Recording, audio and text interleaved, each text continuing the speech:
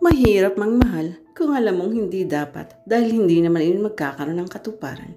Pero mahirap ding supilin ng puso, lalo pa at doon lang iyon nakaramdam ng ganon karubdob na damdamin. Si Isa, nagmamahal pero kailangang lumayo. Si Rovi, nagmamahal at kailangang magpatawad. Dalawang pusong pinaglaruan ng sukab na adhikain ng isang taong napupuot. May puwang ba sa kanila ang isang wagas na pag-ibig? Tamang lugar at tamang oras. Dumating si Robbie ayon sa napagkasunduan. Dala na niya ang pera. Nakalagay yun sa clutch bag na mahigpit niyang kinikip-kip. Nagpalinga-linga siya sa paligid. Umaasang makikita agad ang kakatagpuin. Subalit madilim ang paligid at tanging ang liwanag lang mula sa buwan ng kanyang tanglaw. Naglalagos iyon sa mga basag na bintana ng lumang pabrika. Wari isang libingan ang lumipas ang napili nitong tagpuan. Madamo, masukal, magulo. Nagkalat ang mga nalaglag na yerong bubungan at may kinakalawang na malalaking peraso ng bakal. May kaluskos siyang narinig. Napalingon siya rito. Lino, banggit niya sa bahaging iyon ng kadiliman. Lino, nariyan ka ba? Hiyaw na tanong pa nito. Subalit iba ang sumagot. Gumawa ito ng maamong ingay sa lumapit. Umikot at humilig sa kanyang binti. Isang maamong nilalang na sa kanya ay naglalampong. Pusa lang pala. Yumukod siya at hinimas ito sa ulo. Lalo pa itong naglambing. Maya-maya ay pinukaw ng kalusko si Robbie. Sinundan iyon ng mga palatak. Malambot pala ang puso mo sa mga hayop. Sabi nito habang nakakubli sa dilim. Maya-maya ay tumapat ito sa sikat ng buwan. Tumindig si Robbie at binato ito ng mabalasik na titig. Hindi sa lahat ng hayop. Sabi niya rito, kung kagaya mo na isang ulupong, magiging malupit ako.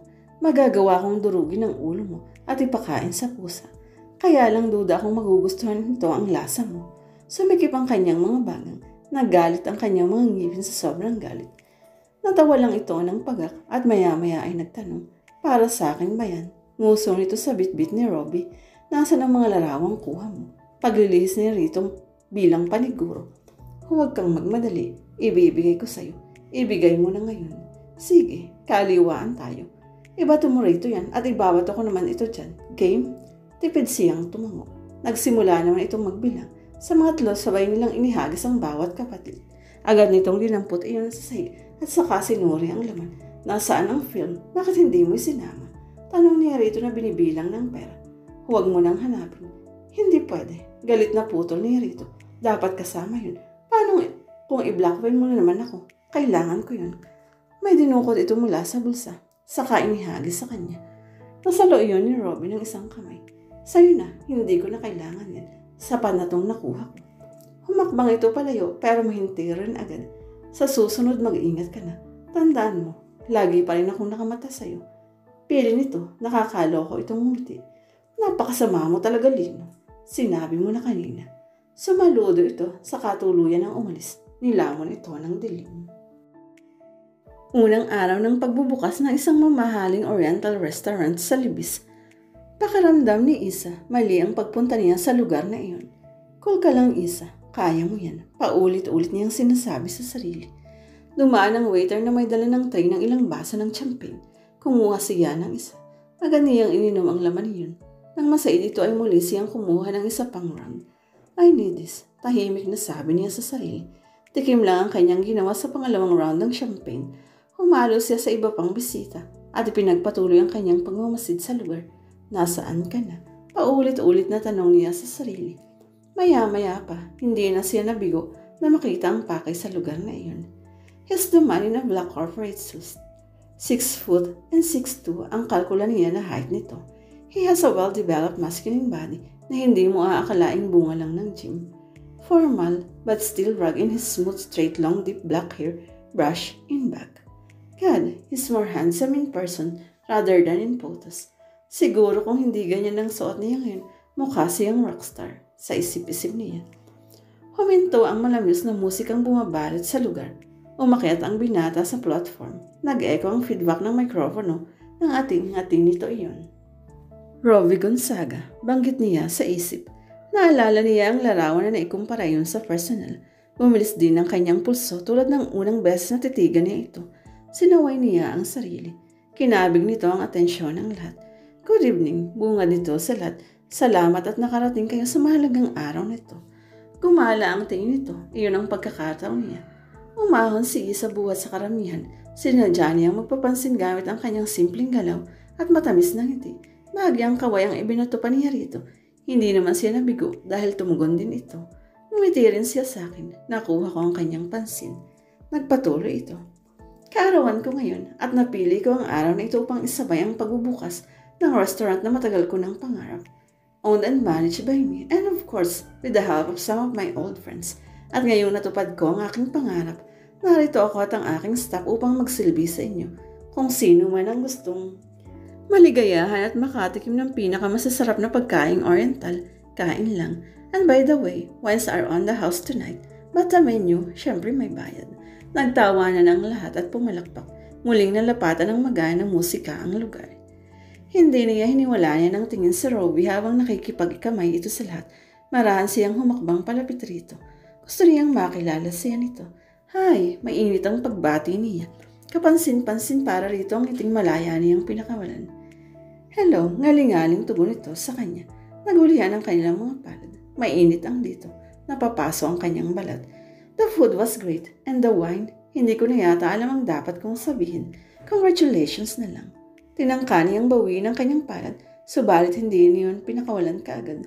Hindi siya umalma dahil alam niyang iyon ang katuparan ng kanyang mga plano. Well, thank you. And you are? Isa. Isa Tuason. Isa Tuason? The name seems familiar. Have we met before? What a nice pick-up line. Wala bang iba? I don't think so. My friend just invited me here, but unfortunately, hindi ko pa siya nakikita rito. And your friend's name was? Samantha Baker. Samantha Baker. Napaisip pa ito, tapos maya-maya ay napailing. Sorry, hindi ko talaga ma-recall kung saan kami nagkakilala eh. Wika nito. That's because she never exists. Well, that's bad. Sigurado magtatampo yan kapag nalaman niyang nakalimutan mo na siya. Pamuntong hininga niyang sabi, but don't worry, hindi ako magsusumbong sa kanya. Tugtong pa ni Isa. Napangiti niya si Robbie. Hindi niya alam kung paano, pero napangiti niya ito. Salamat kung ganun. Alam mo, hindi ko talaga gustong may nagtatampo sa akin. Malambing na sabi ng binata. Albeit lalo na siguro kung babae. Sabad ng isip niya.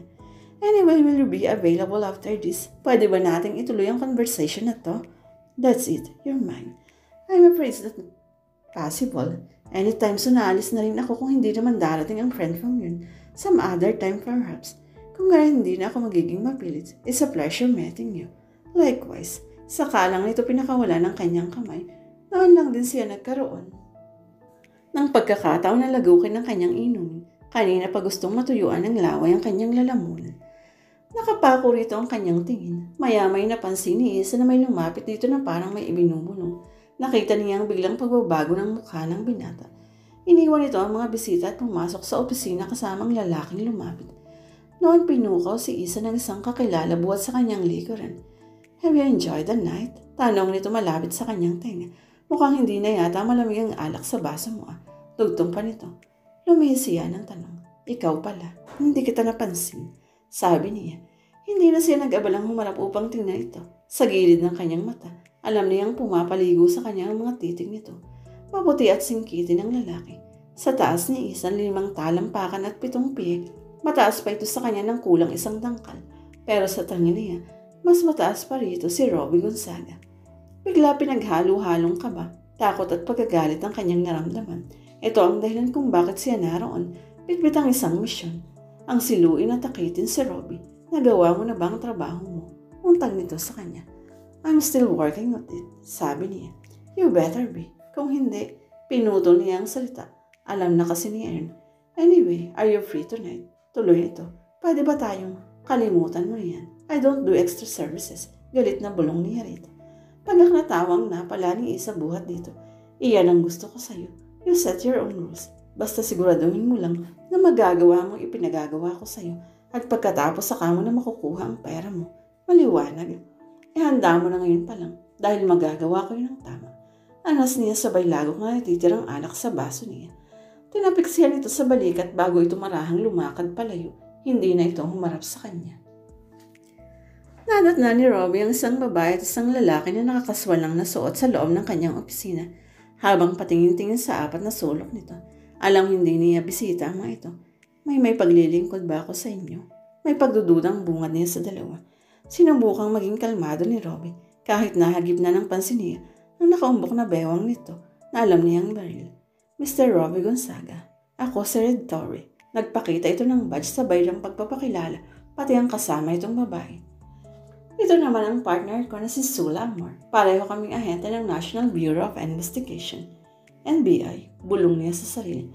Mayroon kaming ongoing investigation tungkol sa naganap na pagpatay kamakailan sa isang media man at naparito kami upang magtanong sa iyo ng ilang bagay-bagay.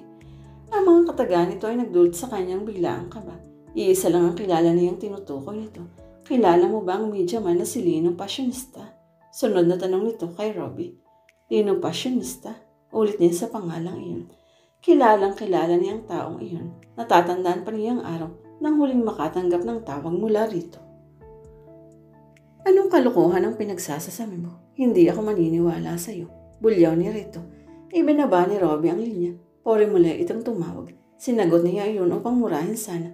Pero mabilis itong nagsalita. Kalokohan ba? Palagay ko hindi. Tusong wika agad ito. Kapag ibinigay ko kay Mayor Palma ang mga pictures niyo ng asawa niya, ikaw ang magkakaloko-loko ang buhay. Sinundan na yun ng tao na animo baliw sa kabilang linya ng telepono. Alam mo naman na tarantado ang isang yun. Wala lang ebidensya pero alam naman natin na maraming itinutumbang matandang yun. Tugtong na pananakot pa nito. Anong gusto mo? Galit na tanong niya rito. Hindi siya madaling takutin. Ayaw lang ni Robbie. Ay lumaki pa ang iskandalong iyon dahil sa isang baliw na mamamayag. Pinagsisisihan din niya na nakipag one night stand siya sa asawa ng alkalde. Hindi naman kasi niya alam na asawa pala ito ng mayor ng bayan na huli niyang pinagbakasyonan. Umiinom siya nun sa isang bar ng lapitan nito at kausapin. Nakala niyang dalaga ito dahil lang tanungin niya ang edad ay nalaman niyang 25 pa lang ito. Nagkasiyahan sila, nalasing at may nangyari sa kanila. Hindi niya alam na nakasamasid pala sa kanya ang isang mapagsamantalang media man na gaya ni Lino. Iyan ang gusto ko. Kung ganyan ba ang ganyan, edi magkakasundo tayo. Natutuwang sabi nito. Wala akong panahong makipaglokohan sa'yo. Sabihin mo ang gusto mo. Maliit lang. 50,000. Kapalit ng mga larawang nakuha ko. Mabilis nitong tugon. Ano? Baliw ka ba? Oo. Kaya nga tayo magkausap eh. At kapag hindi mo ibinigay, anong gagawin mo? Pag ako natawa ang unang tugon nito bago nagsalita. Lalabas sa pahayagan ang ginawa niyo ng asawa niya. Kasama ng mga larawang kuha ko. Pagkakaluguluhan ng madlang istorya mo, sisikat na. Malabong mangyari yun. In-exaggerate ko lang naman, wika nito. Pwedeng hindi pagtuunan yun ng pansin ng iba, pero para sa alkalde, malaking issue yun.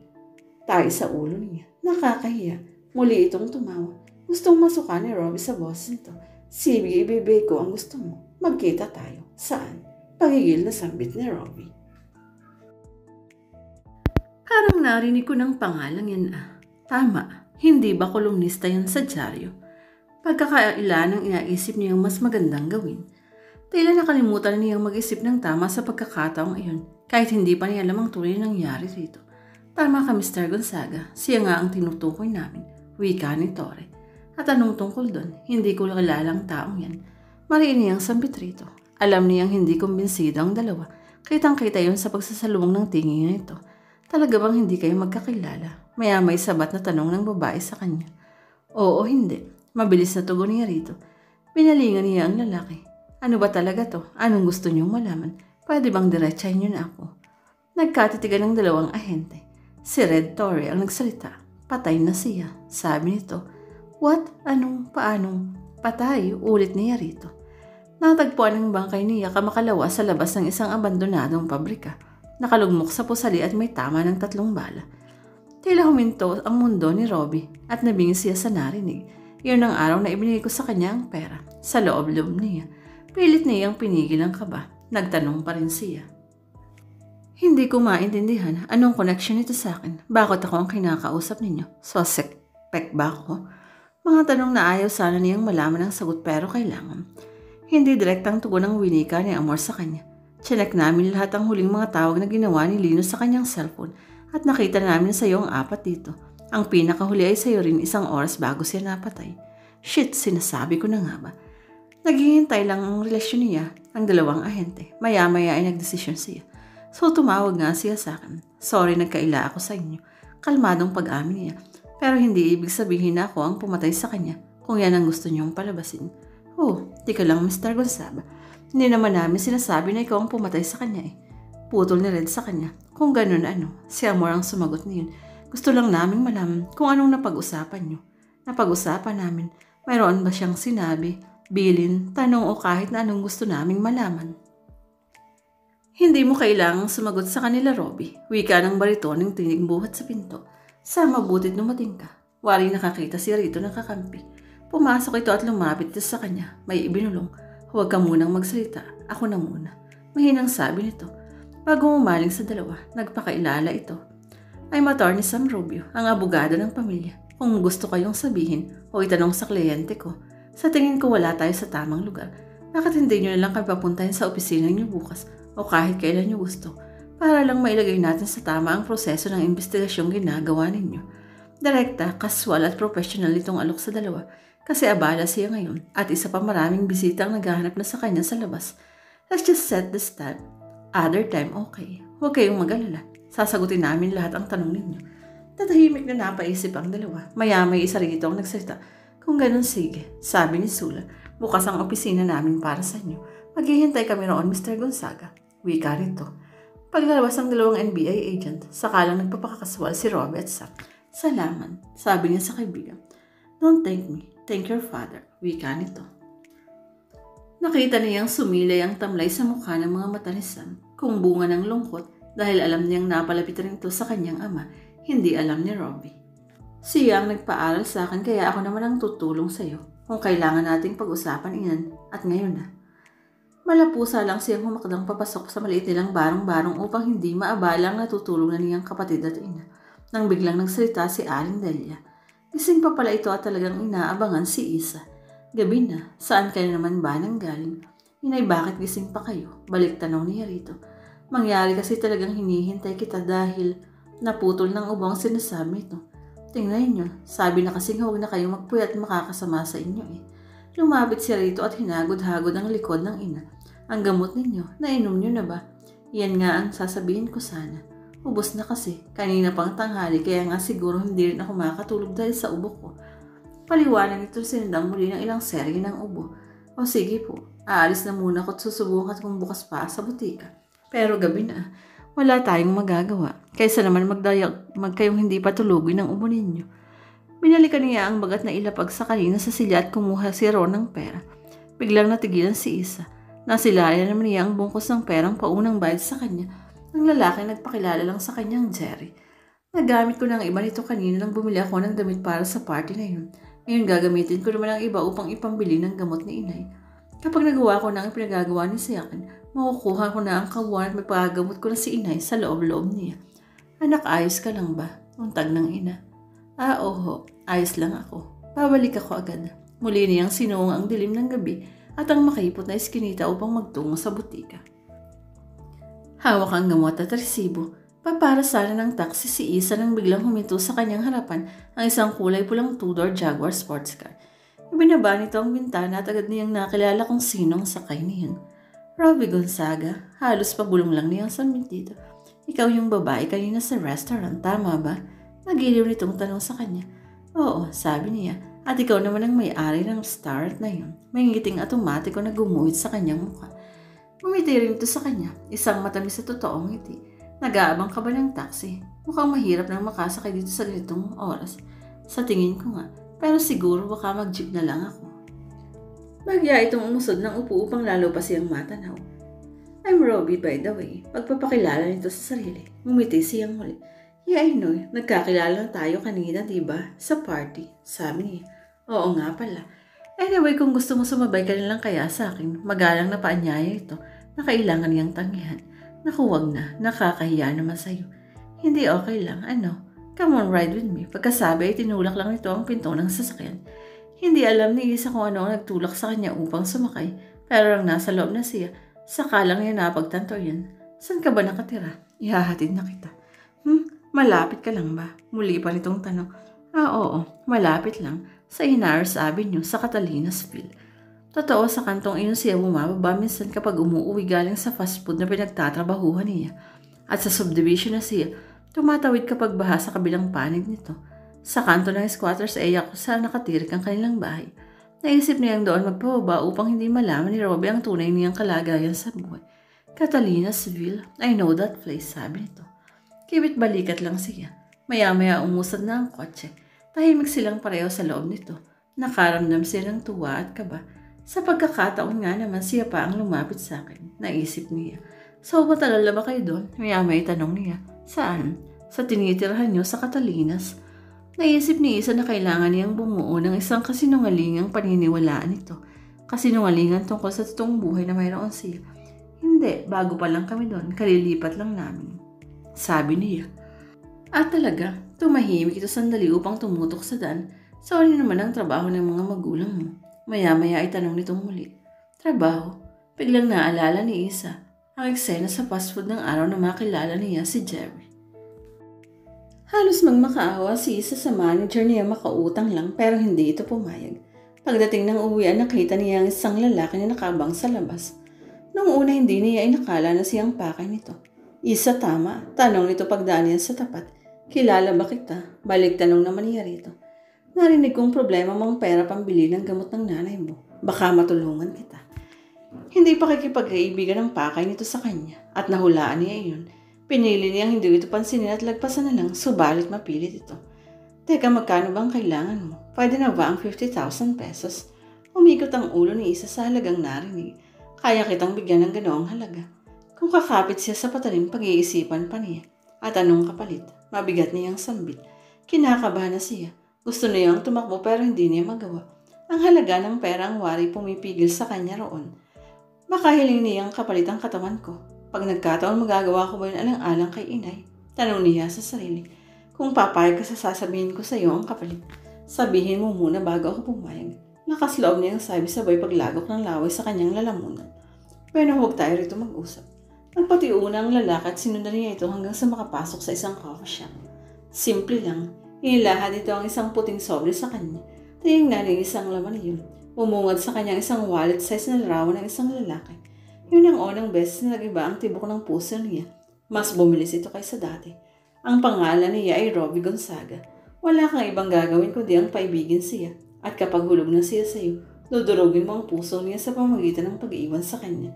Heto ang kalahati ng sinabi kong halaga. Ang kalahati ay makukuha mo kapag nagawa mo na ang sinabi ko. At sa tingin ba niya ay simple lang iyon? Napahugot siya sa hangin ng kaba. Paano ko gagawin yun? Tanong niya rito.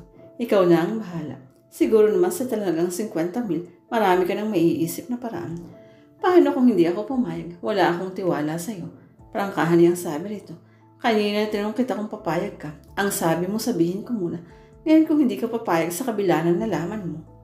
Mapipilitan akong nagpakita ito ng baril na nakasukbit sa bewang nito. Guluhin ang mundo mo. Ganun lang kasimple yun.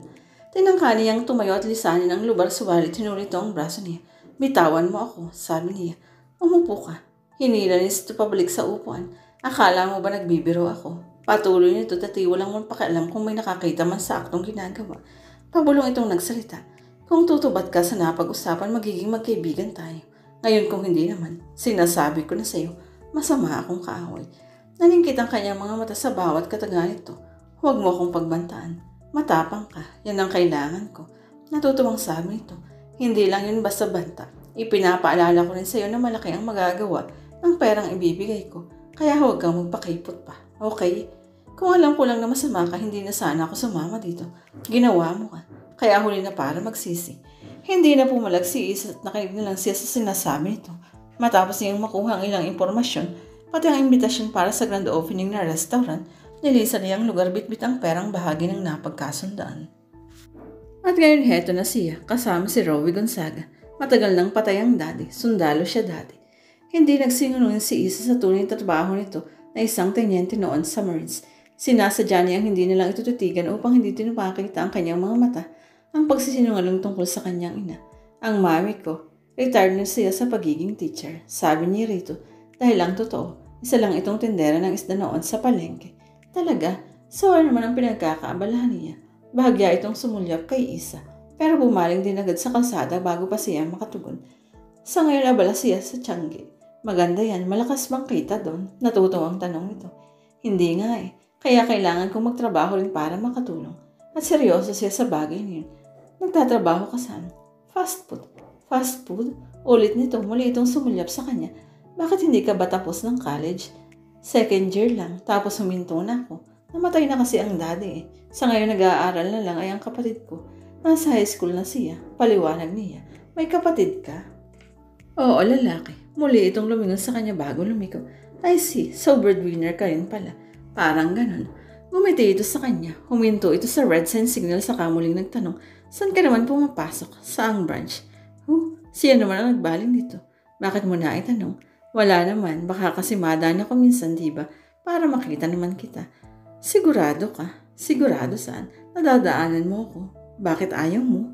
Hindi naman. Umiling siya. Sige, ikaw ang bahala. Sinabi niya ang pangalan ng fast food pati ang branch nito. Naging tapat siya sa bagay na yun. Mahirap kung maraming pagpapanggap. Sa loob-loob niya. Sa Green Hills lang pala eh. Sa Vera Mall. Nadadaanan ako doon madalas. Sige, dadaan ako minsan ha. Ikaw ang bahala. Ilang sandali pa ay narating na nila ang bukana ng subdivision. Huwag mo nang ipasok sa gate. Pababa na ako dito. Awat agad niya kay Robbie. Huminto naman ito. Ihahatid na kita hanggang sa tapat ng bahay. Huwag na. Malaking abala na eh. Salamat na lang. Huwag kang mag-alala. Mag-iiwan ako ng isang bagay na siguradong magiging dalan para magkita tayo ulit. Sigurado ka? Oo, sige bye. Ginawa niya ang iniisip. Saka agad na bumaba ng sasakyan ito. Bago marating ang bukana ng gate, kumamay siya kay Robbie. Kumaway din ito at ngumiti. Sila Johnny ang makita nito na binati niya ang gwardiya sa gate. Ang totoo, matagal na niya itong kakilala. Sa bukana pa lang ng kanyang pad, sinunggaban na si Robbie ng isang babae. Hinalikan at niyakap siya nito, yapos na ubod ng higpit. Margarita, anong ginagawa mo rito? Paano mo nalaman ang lugar ko? Pinilit niyang kumawala. Nagawa niya subalit sandali lang yun. Hindi kita nalapitan kanina sa restaurant dahil maraming tao. Tapos bigla ka na lang nawala, hinanap kita. Kaya naisip ko na hintayin ka na lang dito. Paliwanag ng babae. Muli nitong pinaghalikan si Robbie. Animo baliw na ito at sabik na sabik sa kanya. Sinubukan niyang muling kumawala. Sagutin mo ang isa ko pang tanong. Paano mo nalaman ang place ko? Sinundan kita. What? Nabiglang tanong niya. Naisip niyang baka nakita nitong kasama niya kanina si Isa. Dati pa yun, sabi pa nito. Saka muling sinibasig ng halik si Robbie. Kilala niya si Margarita Alara, a model turned actress at galing sa mayamang pamilya. A frequent date and the perfect partner in bed. Hindi niya ito basta mapapalis ng walang ingay. There's no way and no choice but let her to come in. Pagpasok nila sa loob, itinuloy lang ito ang ginagawa kanina. Lalaki siya at natatangay na sa agos ang mag-iinit na damdamin. I want you, baby. I miss you. Let's do it now here. Paulit-ulit niyang narinig na sinasambit nito. Natutuwa siya sa ignition na ginagawa sa kanya ni Margarita sa tuwing magkikita sila. Sa lahat, ito ang pinakapaborito ni Robbie. Lagi kasi itong game. Until he met Isa Twason, mula nang lisanin niya ang lugar na pinaghatiran sa dalaga hanggang sa kanyang pag-uwi. Ito pa rin ang laman ng kanyang utak. He even imagined Margarita as Isa, kissing him, touching him, and soon making love with him. Ano pang hinihintay mo dyan? Tatanga na lang ba at panonoorin akong nasasabik sa'yo? Mapanoksong sambing nito habang ang mata ay napapatitig sa sentro ng kanyang nakaumbok na pantalon. Nakahiga na ito habang nakabilad ang katawan sa ibabaw ng kanyang kama. Animo isang alay na nakahilata habang hinihintay ang pagtarak ng punyal sa kanyang malulusog na dibdib. Nakapangiti siya habang pinagmamasdan ito. Hayagan itong ginagawa at sinasabi ang gusto ng walang anumang gatol. Kapag hindi ka pa lumapit dito, akong susunggab sa'yo dyan. Naiinip na ito. Pero sinasadya pa niya iyon. Natatawa pa siya ng pagak. Talaga bang ganyan ka? Wika niya rito. Lagi kang nagmamadali. Dapat matuto kang maghintay. Marahan siyang naghubad ng damit. Nahantad ang malalapad at animo kay tigas na iyang dibdib, subalit kay sarap sandalan. Isinunod niya ang kanyang pang-iba. Kinalas ni Robbie ang kanyang sinturon, tapos ang zipper ng pantalon. Unti-unti, dahan-dahan. Napakagatlabi ang babae. Nangingitig ito sa sobrang kasabikan at pagtitiis. Hindi na ako makakahintay. Tinutuon na nito ang banta. Umahon ito sa kama at humakbang palapit sa kanya. Ang mga mata nito ay nagbabadya ng init. Nag-aapoy na pagnanasa na mas mainit pa sa aktibong bulkan. Tinulungan siya nito na maibaba ng tuluyan ng zipper ng kanyang pantalon. Lumaglag iyon sa sahig. 3 linggo akong nawala. Kanino ka sumama? Tanong niya rito nang handa na itong ihantad ang kinukubli niya sa likod ng ibabang panloob. Ano? Huminto ito at tumitig sa kanya ng matalim. Huwag mo nga akong tanungin ng ganyan. Hindi ako magkakaganito sa iyo kung mayroong iba. Galit na sabi Marta. Hindi makapaniwalang ngiti ang sumilay sa kanya. Talaga, dapat pala akong ma-flattered kung ganun. Hindi ito kumibo at pinagpatuloy ng ginagawa. Inilinis nito hanggang tuhod ang kanyang panloob, saka malayang hinuli ng dalawang palad ang nakatindig na niyang pagkalalaki. Amazing, galit na galit siya sa akin. Wika nito ng may buong pagnanasa. She just tasted it first using her tongue, around and around, like an ice cream while holding its cone, so gently. Then she started to swallow the thick hard thing, again and again. Maya-maya ay tumingala ito. Make love to me, please, Robbie. Tumindig ito sa mga paa at hinila siya sa kama. Naging mapagbigay siya. Ginantihan niya ang mga halik nito sa kanya. Nahulog silang pareho sa malambot na kama. Nangunyabit ito sa kanyang liig at pinuluputan siya ng mga hita sa kanyang katawan. Maya-maya umababaw ito at tumagan sa kanya. Pero mas gusto ni Robbie na maglaro muna. Kinabig niya ito at siyang pumalit sa ibabaw. Hinuli niya ng palad ang kaliwang dibdib nito, habang ang kanan naman ay pinagsasawa ng kanyang bibig. Nagpalipat-lipat siya roon. Maya-maya kinapa niya ang maselang bahagi nito. Naramdaman niya ang init niyon, handa na ang babae. Pinalot ng ungol ito ang buong silid. Maawa ka, Robbie. Ngayon na, please. Ngayon na. Subalit iba ang naging aksyon niya sa pakiusap niya. Kumawala siya sa mahigpit na yakap ng babae at tumindig sa harapan nito.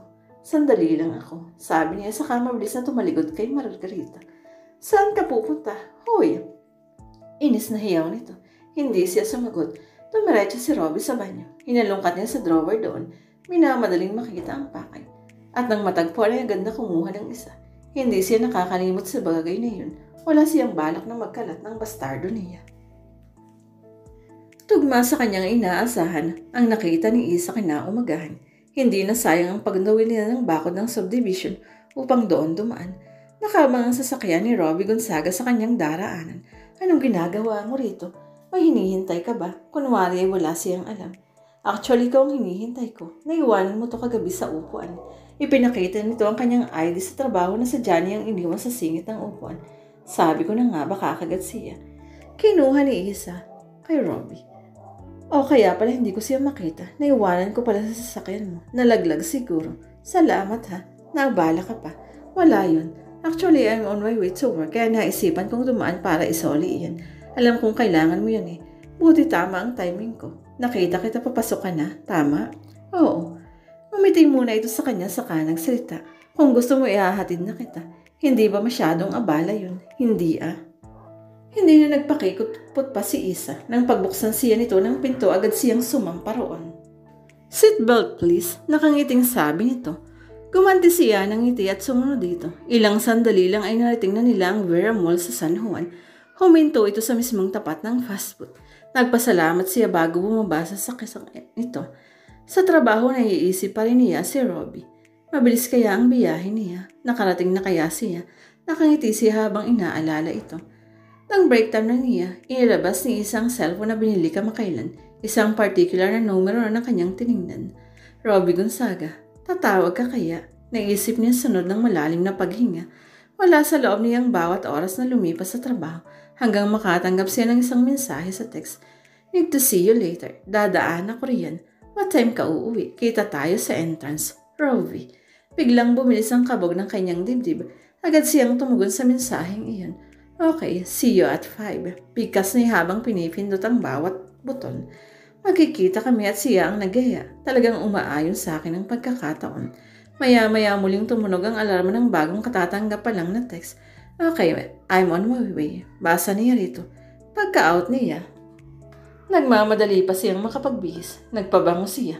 Siniguro niyang hindi siya may sibuyas o pickles dahil iyon ang sangkap na kasama sa palaman ng hamburger. Hi! Unang bigkas ni Robbie. Kay simpatiko ng ngiti sa mga labi. Hi din, tugon naman ni Isa.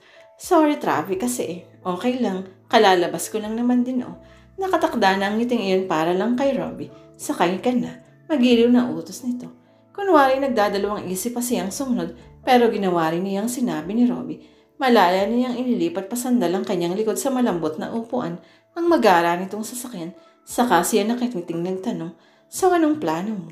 Napangiti ito. Plano? Oo, plano. Kasi kung wala, hindi ka naman pupunta, diba? Ang totoo, natigilan ito.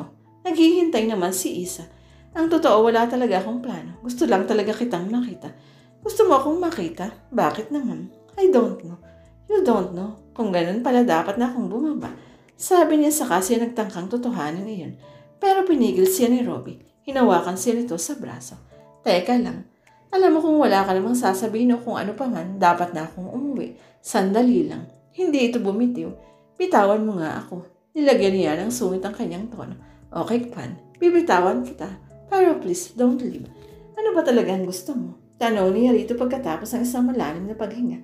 Huminga rin ito ng malalim bago nagsalita. Okay, I will try to make this straight. Nakita kita sa opening party ng restaurant ko. Tapos sa drugstore kagabi. After that, kaninang umaga. At saka ngayon.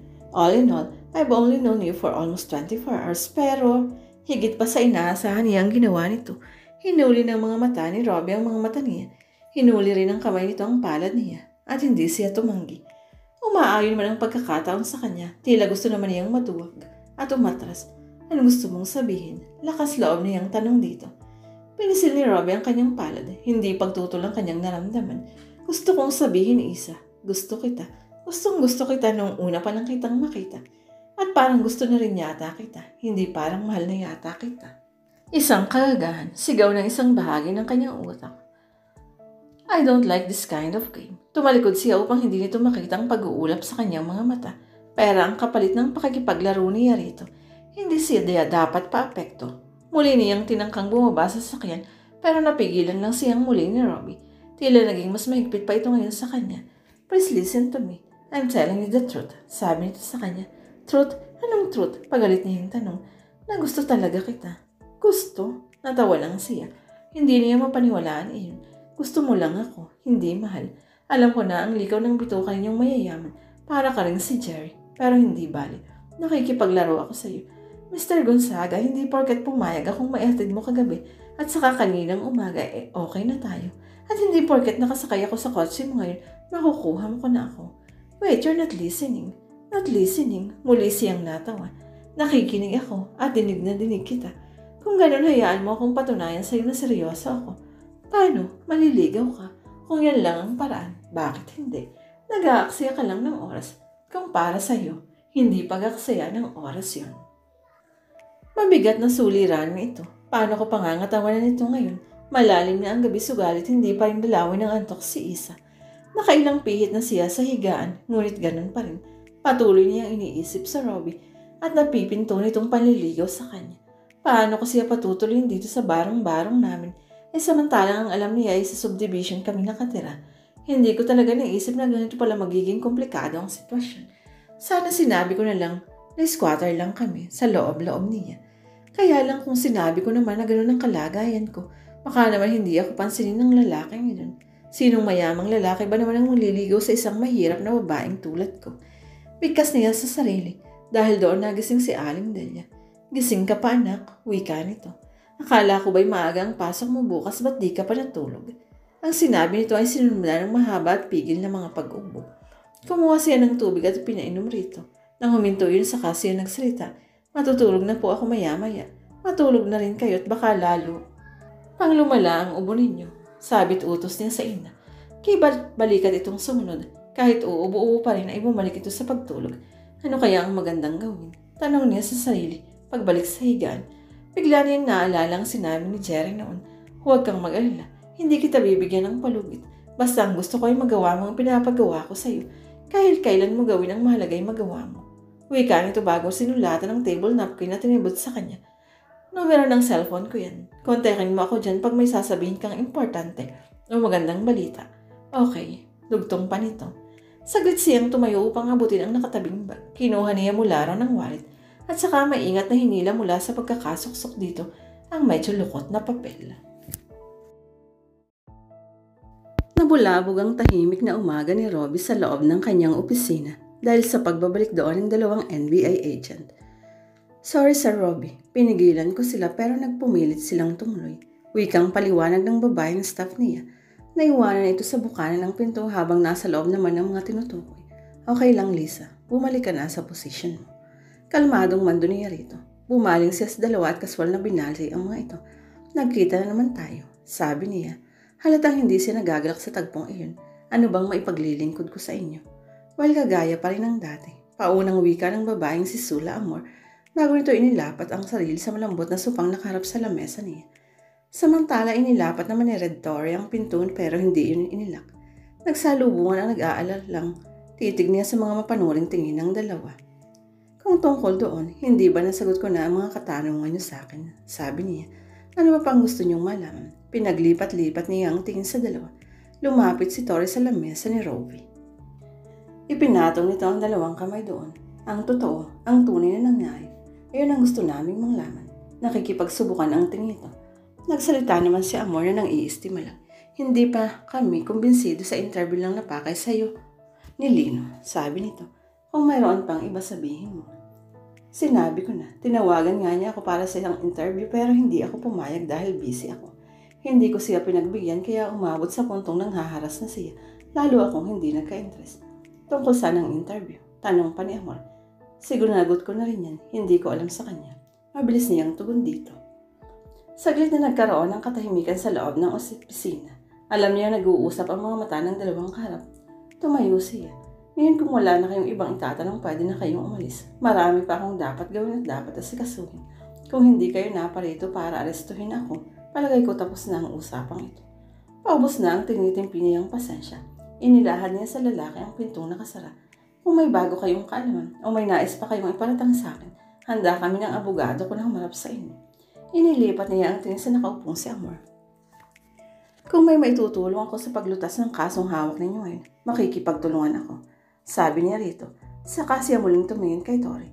Inosente ako at ayaw kong madawit sa isang eskandalong tulad nito. Don't worry, I don't have plans to turn up. Kaya nakikiusap ako. Sa susunod, pwede bang huwag tayo rito mag-usap? Ayoko kasing nakikita ng mga staff ko na may 2 NBA agent na lalakad-lakad dito sa restaurant ko. Hindi sila makapagtrabaho ng maayos dahil naiilang sa inyo. Walang problema. Taas kamay na sabi ni Tori. Sunod na bulsa naman ito. Pero bago kami umalis ng partner ko, maaari bang ilibre mo kami ng pagkain dito sa restaurant mo? Nabalitaan kasi namin na masarap daw ang luto dito eh.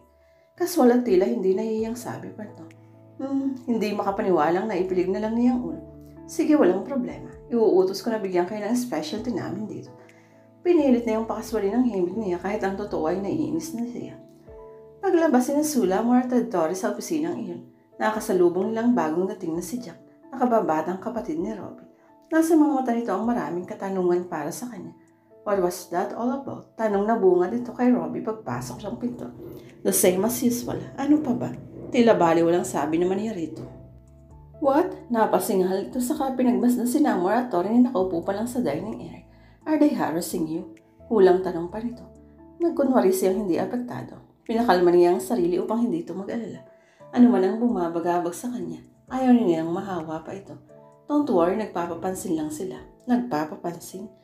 Oo, alam mo na. Gusto lang ni parang ipaalam na nakabantay sila sa akin. At hindi ka na babahala. Hindi. Bakit kailangan ba? Tumingin siya sa kapatid pero agad din niyang ibinaling sa computer ang kanyang pansin. Naiiling naman ito. Anong sabi ni Sam tungkol doon ito? Inamin mo na ba sa kanya ang totoong nangyari? Sinabi mo ba nang hingi sa'yo ng lagay ang medyaman na yun? Maya-maya ay tanong nito. Shh! Lower your voice. Baka may makarinig sa'yo. Sabi niya sa siya umiling. Hindi pa niya alam. Napabuntong hininga si Robbie. Sumandal siya sa sandalan ng kanyang silya. Hindi ko sinabi. Pero nangako siya tutulungan ako ano man ang mangyari. May bala ka bang aminin sa kanya? Abogado naman siya ng pamilya natin. Pag-iisipan ko pa. Siguro kapag talagang kailangan. Pakikiramdaman ko muna. Ano? Kapag dawit ka na sa kamo palang aaminin kay Sam. Ganun ba? Inosente ako. Hindi ako madadawit. Sa ngayon dapat tayong dalawa lang ang makaalam na pumunta ako sa lugar na yun ng gabing paslangin si Lino. Mahirap na kung may makakaalam pang iba. Paano kung akalain yung pumatay sa kanya na nakita ang akto ng pagpatay? Hindi mo bas delikado ako nun? Paliwanag niya sa kapatid. Sige ikaw ang bahala. Pero gawin mo yung sinasabi mo kuya. Dapat mo nang hingi ng tulong ni Sam. Pero kung ano man ang kalabasan ng investigasyon ng dalawang mata ko na yun. Inginuso nito si Amor at Tori na ani mo sarap na sarap sa pagkain. Mapag-aaralan na natin ang dapat natin gawin at makapaghahanda. Natawa si Robbie sa sinabi ng kapatid. Hindi man sila nagkakaisa sa ilang bagay tulad ng negosyo. Alam nilang kailangang patakbuhin ng mga ito na magkasama. Tulad din ang sa babae na magkaiba ang kanya-kanyang taste, Mas gusto niya ang tipong palaban, samantalang ito ay mas pinipili ang simple lang. Pero may pagka-adventurero ito pagdating sa ibang bagay. Kagaya ng pagiging part-time secret agent nito at detective agency ng Uncle Agato nila. Kuya, nakikinig ka ba? Pukaw nito sa kanya. Oo. Hayaan mo. Susundin ko ang payo mo. Sabi nito. Good. Kaswalang nasabi nito. Salamat, Jack. Mabutit naging kapatid kita. Kahit mas matanda ako sa'yo, naiintindihan mo ako. Nakakahiya tuloy na parang ako ang bunso at ikaw ang kuya ko. Wala tayong magagawa. Ganun talaga. Basta sa susunod mag-iingat ka. Hindi mo na dapat pinatulan ng asawang yun ni Mayor Palma. Tuloy yan ang resulta. Kaya nga hindi na ako nakikipag-one night stand ngayon. Malay ko bang asawa pala ng politikong babae yun. Mukhang dalaga eh. Saka lasing ako nun. You need to understand me, brother. That's exactly what I'm doing. Yan din kasi ang utos ng papa. Ang bantayan natin ng isa't isa, diba? Nasa po niya ang ulo sa pag-aalala sa ama.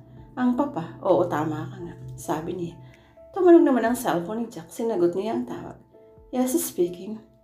Bagya itong lumayo. Pero dinig pa rin niya ang sinasabi ng kapatid. Hindi ako pwede ngayon. Bukas na lang. Mahalaga ba? Hindi ba talaga pwede bukas? Mamayang hapon. Sige. Kaya lang baka 11 na ako dumating. Wala naman kasi sa time yung tawag mo eh. Hintayin mo na lang ako. Bye. Mukhang importante eh. Sabi niya pagkababa nito sa kausap. Oo, kliyente, alam mo na. Wika nito tapos saka ito nagpaalam. Aalis muna ako. Magkita na lang tayo mamaya. Sige, sabi niya. And by the way, I like the resto. You did great here, bro. Congrats. Salamat ulit. Pumaril ito sa hangin at ngumiti sa kanya. Lumabas na ito ng opisina at unti-unting naglaho sa kanyang paningin. Tumanog ang cellphone ni Isa at si Robbie ang tumawag na iyon. Hindi na sila nagdalawang isip ang sagutin iyon. Inips na siyang naghihintay sa coffee shop na yun at hindi niya inaasahang tatawag sa kanya ang binata. Hello, napalitan ng ngiti ang kanyang pagkainip. Dinner at 8? Would that be perfect? Tanong na bungad ni Robbie sa kanya. Parang siguradong sigurado ito na papayag siya. Pero hindi magiging ganun kadali ang kanyang pag-ayon. I don't know. Sabi niya rito. Hindi ko alam. Hindi ako sigurado. Tugtong pa niya habang maitinatagong kaba sa kabila ng ngiting nakasilay. Natahimik ito sa kabilang linya. Kaya inakala niyang nasiraan ito ng loob. Ano na? Hirit pa kaya siya? Maya-maya nagsalita ito. Well, that's bad. Narinig niya ang pagpalatak nito at malalim na paghinga. Plano ko pa naman sana na kung hindi kita mapupunta rito sa Kakusa, tudukutin na lang kita at saka isasama sa restaurant ko ng sapilitan. Tugtong na wika nito ng pabiro. Natawa siya baga at pinili niya maging kaswal. Talaga, gagawin mo yun? Tanong niya rito. Hindi, biro lang. Bawi nito. Basta susundin na lang kita dyan at sa pinapasukan mo, okay? Teka, paano kung hindi ako magpakita sa'yo? Paano kung magtago ako? Ganting biro naman niya kay Robbie. Hihintayin rin kita sa labas. Ngayon kung gano'n ka talaga at magagawa mong tiisin ako na malamok doon, ikaw ang bahala. At nagpaawa pa, manghang sabi ng isip niya. Hindi naman kita mapipilit kung ayaw mo, pero maghihintay pa rin ako sa'yo. Bigla may tuwang umahon sa kanyang puso dahil sa pag-uusap nilang iyon ni Robbie.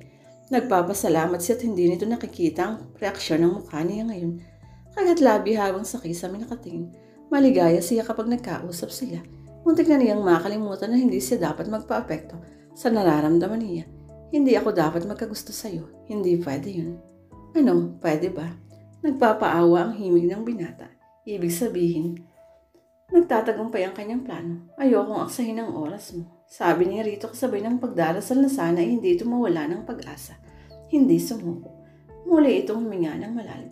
Kaya nga pumayag ka na eh. Maya-maya ay sabi nito. Pag-iisipan ko. Good, kung ganun magkita na lang tayo mamaya. Bakit tapos na ba akong mag-isip? Tatawag uli ako ha? Hindi pala. Basta pupunta na lang ako at hihintayin kita. Pero, see you later. Bye. Teka, basta na lang ito binaba ang linya nang hindi na hinintay ang desisyon niya. Pambihira. Sabi ko pag-iisipan ko pa lang eh. Naipilig niya ang ulo. Maya-maya dumating ang tunay niyang hinihintay. Anong mahalagang bagay bang sasabihin mo't kailangan mo pa akong papuntahin dito? Kaswal na wika ni Jero kay Isa bago ang paghigop nito ng kape sa basong styro. Muli magkaharap silang nakaupo sa loob ng coffee shop na yun kung saan unang nabuo ang maitim na proposition nito. Dediretsahin na kita. Kailangan mong dagdagan ng perang ibabayad mo sa akin at kailangan kong makuha yun ngayon. Nagpapatawa ka ba? Hindi makapaniwalang sabat nito. Hindi, pero kung gusto mong matawa, wala akong pakialam. Buong tapang niyang sabi na tila nakalimutan na niyang maaaring may baril itong bitbit. At alam man ang dahilan ng paghingi mo ng karagdagang bayad. Bakit may nagawa ka na ba? Nanunubok ang mga titig na ibinabato ng lalaki sa kanya. Parang halimaw itong makatingin kay Isa na matapang naman niyang sinasalubong din ang tingin. Kahapon magkasama kami. 2 beses na niya akong inihatid sa isang beses na sinundo. Sa maniwala ka o sa hindi, nagsabi siya sa akin na gusto niya ako. At anong connection niya sa paghimingi ng dagdag na bayad? Gagamitin ko ang pera para umupa ng bahay. Sinabi niya gusto raw niya akong ligawan. Kung paiibigin ko lang siya, ayokong malaman niya kung saan talaga ako nakatira pagkatapos siyang ibasura. At sa kalkulasyon ko, kulang ang perang ibigay mo para sa isang maganda at tagumpay na plano. Dahil sa binitiwan niyang salaysay, napaisip ito ng matagal. Huminga ng malalim at napasuklay ng kamay sa unat itong maiksing buhok. Sige, magkano ang kailangan mo? Mabigat nitong tanong. Kalahati ng orihinal nating napagkasunduan. Mabigat din niyang tugon. Ano? Ulat nitong sabi na medyo napalakas ang boses. Naluloko ka na ba? Sa squatter ako lumakit na kaisip. Sa palagay mo sinong matinong lalaki ang magkakagusto seryoso sa akin kapag nalaman na doon ako nakatira? Kailangan ipakita ko sa kanya na hindi ako basta-basta lang. Kailangan ko ng matinong bahay. Pero malaki ang halagang hinihiling mo. Alam ko. Pero alam ko rin na malaki rin ang pakinabang mo rito kapag nagawa kong iniuutos mo. Tama ba ako? Walang lagok-laway niyang bigkas sa mga salika. Naningkit pang lalo ang mga mata ni Jerry. Habang madilim na nakatitig sa kanya, maliit na halaga lang iyon, handa ka nga magbigay sa kinang 50,000, 65,000 pa kaya. Dadagdagan mo lang naman ang konti. Matalinong dugtong pa niya. Maya-maya ngumiti ito at nakita niya ang kislang ito. Tuso ka rin pala, wika nito. Kailangan nakangiti ng mapait niyang sambit. Mukhang hindi talaga ako nagkamali ng pagpili sa'yo. Huwag kang mag-alala. Hindi naman kita tatanungin kung ano talaga ang mapapala mo sa ipinagagawa mo sa akin. Wala akong planong sabihin sa'yo. Alam ko, nagtagumpay si Isa. Tanghali nang isama si Jerry sa bangko. Ibinigay nito ang dagdag na hinihingi niya pero hindi ang kalahati ng una nilang napagkasunduan. Matapos makuha ang pera, kinausap niya ang may-ari ng bahay na uupahan sa loob mismo ng subdivision na katabi ng squatters area. Nang hapong iyon, nakatanggap ng text message si Isa buhat kay Robbie. Talagang desidido ito na makasama siya. Hindi siya tumugon sa text nito pero bumalik siya sa Vera Mall para subukan kung talagang maghihintay nga ito. Mabuti't pinayagan akong mag-rest day ng 2 araw ni Sir. May panahon pa ako para maglipat bukas. Naisip niya habang tinatahak ang daan tungo sa lugar kung saan maghihintay si Robbie sa kanya. Namatayan agad niya ito na nakatayo sa gilid ng kotse nito sa labas ng fast food, habang matiyagang naghihintay sa akala nitong paglabas niya mula roon. Lihim siyang napangiti. Maghihintay pa sana siya ng sandali bago lapitan ito, pero naawa siya. Sinong hinihintay mo? Natatawang pukaw niya rito. Halatang nagulat ito dahil naglipat tingin pa ito sa kanya sa loob ng establishmento. Hindi ka pumasok ngayon? Tanong nito sa kanya. Akala ko nakaduty ka, kaya hinihintay kitang lumabas. Rest day ko, kaya nga sabi ko sa iyo kanina, di ba? Hindi ko alam. Maikling paliwanag niya. Kakaiba ng ngiting nakikita niya mula rito. Hindi naiiba yan sa ngiting gumuhit sa mukha nito nang unang magkita sila sa restaurant. Nararamdaman niyang para lang sa kanya ang mga ngiting iyon ngayon. Ganyan nga, mahulog ka sa akin. Sorry kung pinaghintay kita. Traffic kasi sabi pa niya. Narito ka, ibig sabihin sasama ka sa akin? Hindi makapaniwala ang anas nito. Ang mga mata at kilay nito nasabay umangat. Ang nagsabi ng sagot. So, aalis na ba tayo? O makikipagkwentuhan ka muna sa akin dito? Tuksong wika niya rito. Sige, tara na. Baka magbago pa ang isip mo Pinuksan nito ang pinto sa gawing passenger seat saka inilahad ang kamay na doon siya umupo. Tumalima si Isa. Nakangiti siyang sumampa sa kotse nito. Umikot ito sa kabilang panig at maya-maya lang ay umusad na sila. Bakit parang sarado? Tanong niya kay Robbie paghinto ng sasakyan nito sa tapat ng restaurant. Ngumiti ito sa kanya pero hindi sumagot. Bumaba ito at mabilis na umikot sa panig niya upang pagbuksan siya ng pinto. Inabot nito ang kanyang kamay at ngumiti. Nagwika ito pagkatapos silang pagbuksan ng pinto ng isang staff doon. Intention ko talaga na solohin ka ngayong gabi. Kaswal na sabi nito sa kanya. Solohin? Ulit niya sa salita. Biglang kinabog ang dibdib ni Isa. Bigla niyang naalala si Jerry. Ang sinabi nito, binabalaan kita. Marami ng babayang duman sa buhay niya. At maski sa man sa kanila hindi pa yata umabot sa 1 buwan. Malinaw pa sa mga salita sa kanyang isip. Nagpatuloy ito. I told my staff to close the place temporarily. Gusto ko tayo lang dalawang pagsisilbihan nila habang narito tayo. Nasaksihan ni isang paglapat ng apoy sa nag-iisang kandilang may sindi. Doon tayo. Turo nito sa isang particular na lamesa sa gitna ng iba pa. Tanging iyon lang ang may natatanging palamuti na sutlang tela, habang sa paligid nito ay may mga talulot ng rosas na nakakalat sa ibabaw mano sa sahig. Everything was set up. Naroon na ang putahe ng kakainin nila. May tigisan na rin silang kupeta na pagsasalina ng champagne na nakababa naman sa isang bucket ng yelo sa gilid ng tabi ng lamesa. Hinila ng binata ang silya at inilani yun sa kanya. Umupo si Rito at nagpasalamat. Pasensya na ha, sabi nito maya-maya nang nakaupo sila. Para saan? Manghang tanong niya.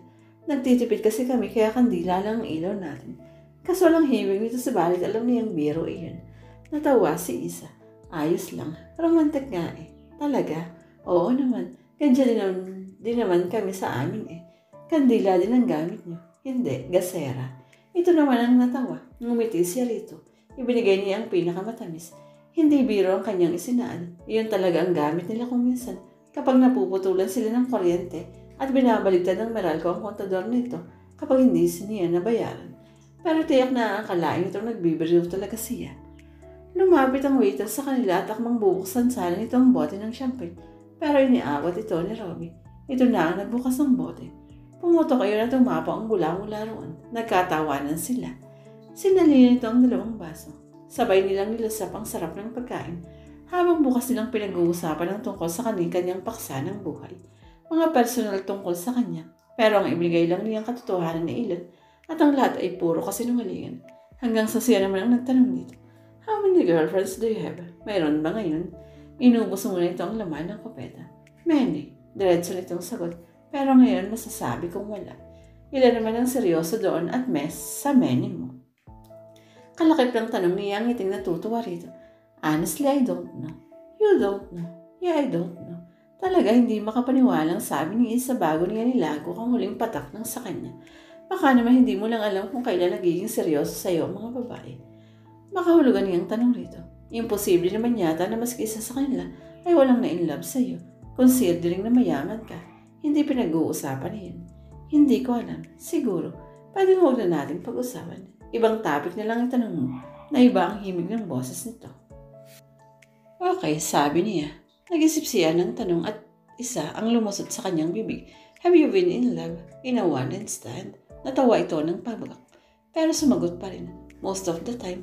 Really? Nakangiti siya nang sabihin iyon. Pero dismay si Isa sa narinig. How about you? Have you been? No. Pinuto lang niya agad ang balak nitong itanong. I mean not actually. Muli itong natawa. Not actually. Ano naman ang ibig sabihin nun? Tip lang. If you consider yourself a virgin, huwag mo nang ipaalam sa kanya. Hindi ka niya papatulan.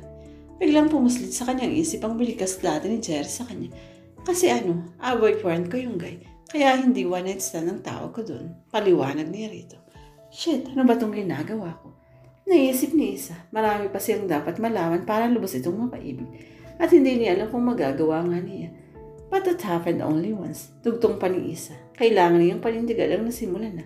Natapos ang sandali na napakaromantikong gabi nila ni Robbie. Natagpuan niya ang sarili na unti-unting nahuhulog dito. Ang dati ay simpleng paghanga lang niya sa larawan ito. Ngayon ay tila pag-ibig na umuusbong. Shit, hindi ako dapat magkagusto sa kanya. Hindi kasama yun sa plano. Paiibigin ko lang siya at pagkatapos ay magtatago na ako. Yun lang. Gabi na, kailangan mo nang umuwi. Baka mag-alala ng mami ko. Kapag masyado akong dinami, sabi niya nang may pag-aalala. Hindi naman siya nahirapang magpaalam dahil madali itong pumayag. Inihatid siya ito. Muli hanggang gate lang ng subdivision ang inabot ng binata. Pasyensya na. Hindi na kita pwedeng patuluin. Hindi matutuwa ang inay. Ang mami pala kung makikita niyang gilabi ako at hindi may naghatid sa akin. Paliwanag niya rito. Ikaw ang bahala. Pero sa susunod sana hayaan mo na akong maihatid ka hanggang sa loob. Sige, pagkasabi ay bilis na siyang nakamba ng sasakyan nito. Ano? Maganda ba? Nakangiti at masayang tanong ni Isa sa kanyang ina at kapatid. Hindi naman makapaniwala si Aling Delia na doon na sila titira. Hindi nito maiwasang pag-isipan siya ng kung ano. Nag-rest day siya para samahan itong magpagamot. Sorpresa niya sa ina ang maliwalas at maayos na tahanang iyon. Talaga Ate Isa, dito na tayo titira. Excited na wika ng 10 taong gulang na si Kevin. Kung anong saya ang nakikita niya sa mga mata ng kapatid, kabaligtaran naman iyon ng kay Aling Delia. Napuna niya ito. Inay, bakit parang hindi kayo masaya? Tanong niya rito. Halika sandali. Hinawakan si Ridel sa braso at sinolo malayo sa pandinig ng batang kapatid. Anak, alam kong mahirap lang tayo, pero hindi ko kayo pinalaki ng kapatid mo para hindi nito kayang ituloy. Nanunuri ang pamapalig nung titig sa kanya ng kanyang ina. Hinihintay nito na kusa siyang umamin. Nilingon niya si Kevin na nunay tahimik na nanonood ng TV. Inay naman, pumuprotesta ang himig niya. Huwag niyo akong pag-isipan ng masama. Hindi ako nagputa kung yun ang gusto niyo sabihin sa akin. Pero paano? Saan ka kumuha ng pera? May ipon ako. Mabigat man sa kanyang kalooban na magsinungaling sa ina. Yun lang ang naisip niyang paraan. Ipon? Oo, matagal na akong nag-iipon para makalipat tayo. Tumalikod siya rito upang ikubli ang kasinungalingan sa kanyang mga mata. Subalit may totoo pa rin naman sa kanyang nararamdaman. Iyon ang ginamit niya upang buuin ang pagpapanggap. Ayoko na sa squatter, inay. Ayokong lumaki si Kevin na kalubilo ang mga sanggano sa kanto. Gusto ko na lumaki siyang matino at may kinabukasan. Sinisikap kong baguhin ang buhay natin, inay. Pati ba pinang-pa-check up ko, ipon mo rin? Hindi. Nangutang ako sa manager namin ng patubuan. Babarayan ko rin tuwing sweldo, kinsenas at katapusan. Makakaya mo bang barayaran ng angak? Baka mabaon ka lang sa utang. Huwag kayong mag-alala, kakayanin ko. Isa pa regular naman ako sa trabaho kaya hindi ko na yun inaalala. Sinagilahan pa niya ng kanyang himig upang hindi na ito mag-alala. Nang upa rito baka mahal? Tanong pa nito. Mura lang 9. 1.5 ko lang nakuha tong bahay. Pero tingnan nyo naman halos kompleto na dahil yung ibang gamit dito hinayaan ng may-ari na gamitin natin. At yung iba na iwanan na daw ng dating umuupa rito at di na binalikan. Isa na naman kasi nangalin dahil ang totoo, 5,000 niya nakuha ang bahay na iyon. Paano mga gamit natin sa kabila? Hindi ba natin kukunin yun? Hayaan na muna natin iyon dun. Wala namang mawawala sa mga luma natin gamit eh. Yung iba sige, balikan na lang natin mamaya. May mga binili akong gamit tulad ng kalan. At mga kaldero. May baso at pinggan na rin tayo dyan. Mamaya ipamimili ko kayo ni Kevin ng ilang damit para naman hindi na tayo nakakaawang tingnan kahit paano. Sa kabila ng lahat ng sinabi ni Isa sa ina, duda siyang kumbinsido na nga ito. Hindi man ito mimik, alam niyang marami pa rin ang tanong sa isip nito. Hindi galing sa masama ang perang ginastos ko dito. Pinaghirapan ko pa rin yan kahit paano. Kailangan ko lang maging agresibo pa para makuha ko na ang kabuuan ng ipinangako ni Jerry. At pagkatapos nilipat na uli kami, kailangan kong maging matapang. Kailangan kong mag-isip. Abala si Sam nang bumisita si Robbie sa opisina nito sa Cubao. Nadat na niya itong inaayos na ang mataas na estante ng mga libro at mga file folders. Nakalsa pa ang iba nito at nakapatong ang ilan sa lamesa kasama ang isang 9mm na baril. Hope this is a perfect timing to visit a friend. Pukaw niya rito. Babalik na lang kaya ako. No, come in. Ikinabig nito ang kamay sa hangin upang patuloyin siya. Nag-aayos lang naman ako kaya medyo magulo dito ngayon. Pero matatapos na ako. Pasensya na. Sabi nito habang tuloy pa rin sa ginagawa. Sigurado ka? Oo, tuloy ka na lang. Tinanggal nito ang mga nakapatong sa silya at lamesa. Pumasok naman siya sa loob at pinagmasdan ang ginagawa nito. Do you need help, Sam? Tanong niya. Sige, pakaabot na lang sa akin yung mga libro. Meron pa yata dyan sa gilid. Tumalima siya rito. Nasasagi at hindi maiwasang titigan ng mata niya ang baril sa ibabaw ng lamesa. Napuna iyon ni Sam. Don't worry, it's not loaded. Naglinis kasi ako ng drawer kaya nailabas ko. You didn't tell me na may baril ka pala. Kailan pa? Matagal na rin akong lisensyado eh. Paliwanag nito.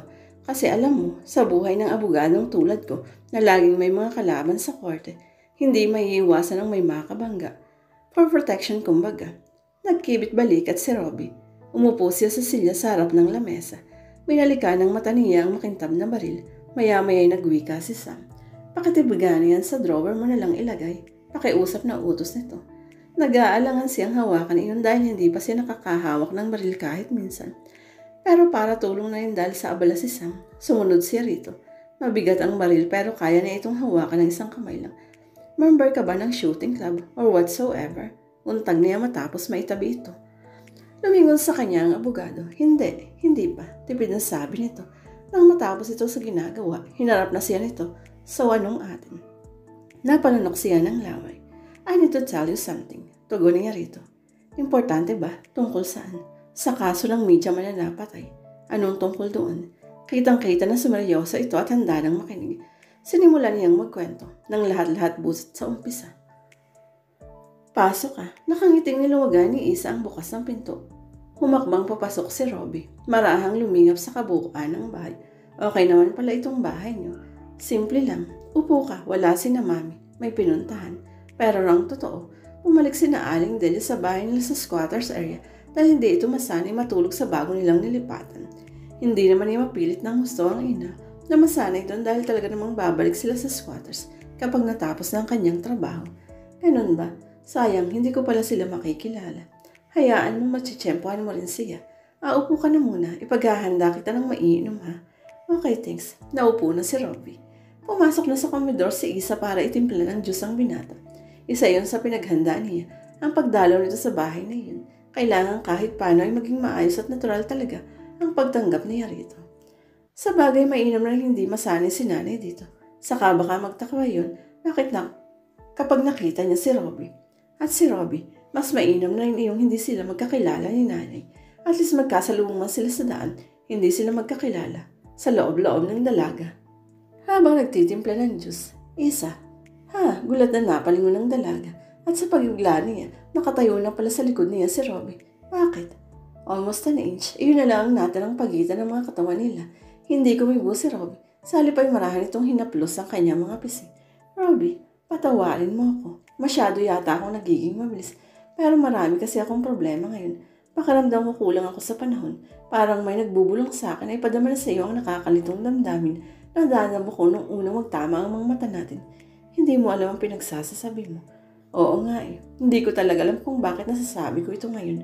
Ang alam ko lang hindi ko na mapigil ang damdamin kong ito. Kailangan kong ipadama sa iyo. Pagkawikan yun ay marin itong sinigil ng halik ang mga labi ni Isa.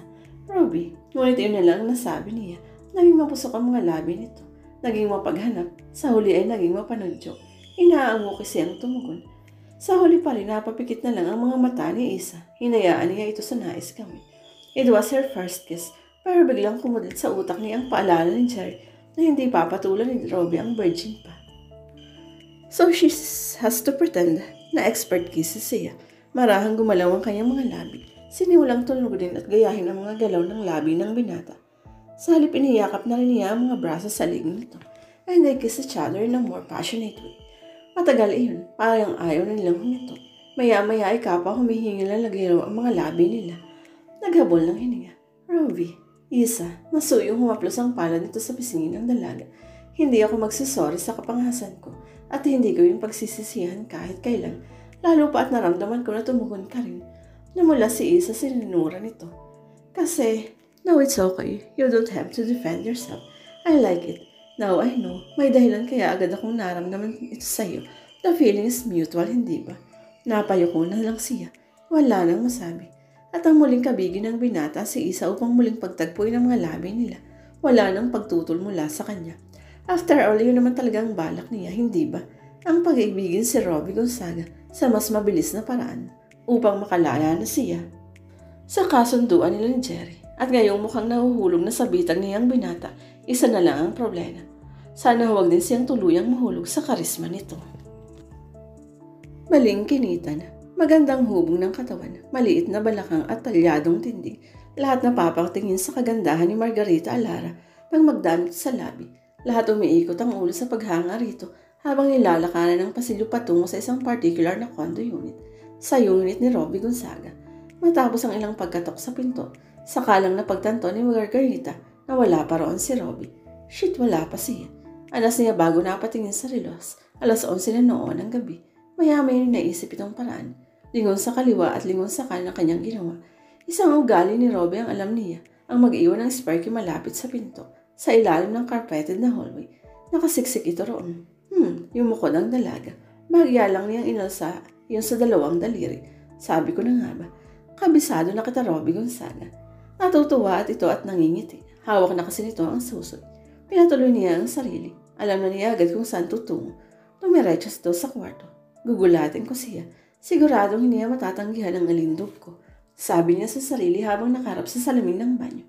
Maya-maya pa isalsal nitong hinubad ang saplot. Sumampa ito sa bathtub saka tumapat sa shower. Nang matapos nagroba lang ito, she put on some perfume underneath her ears and around the neck.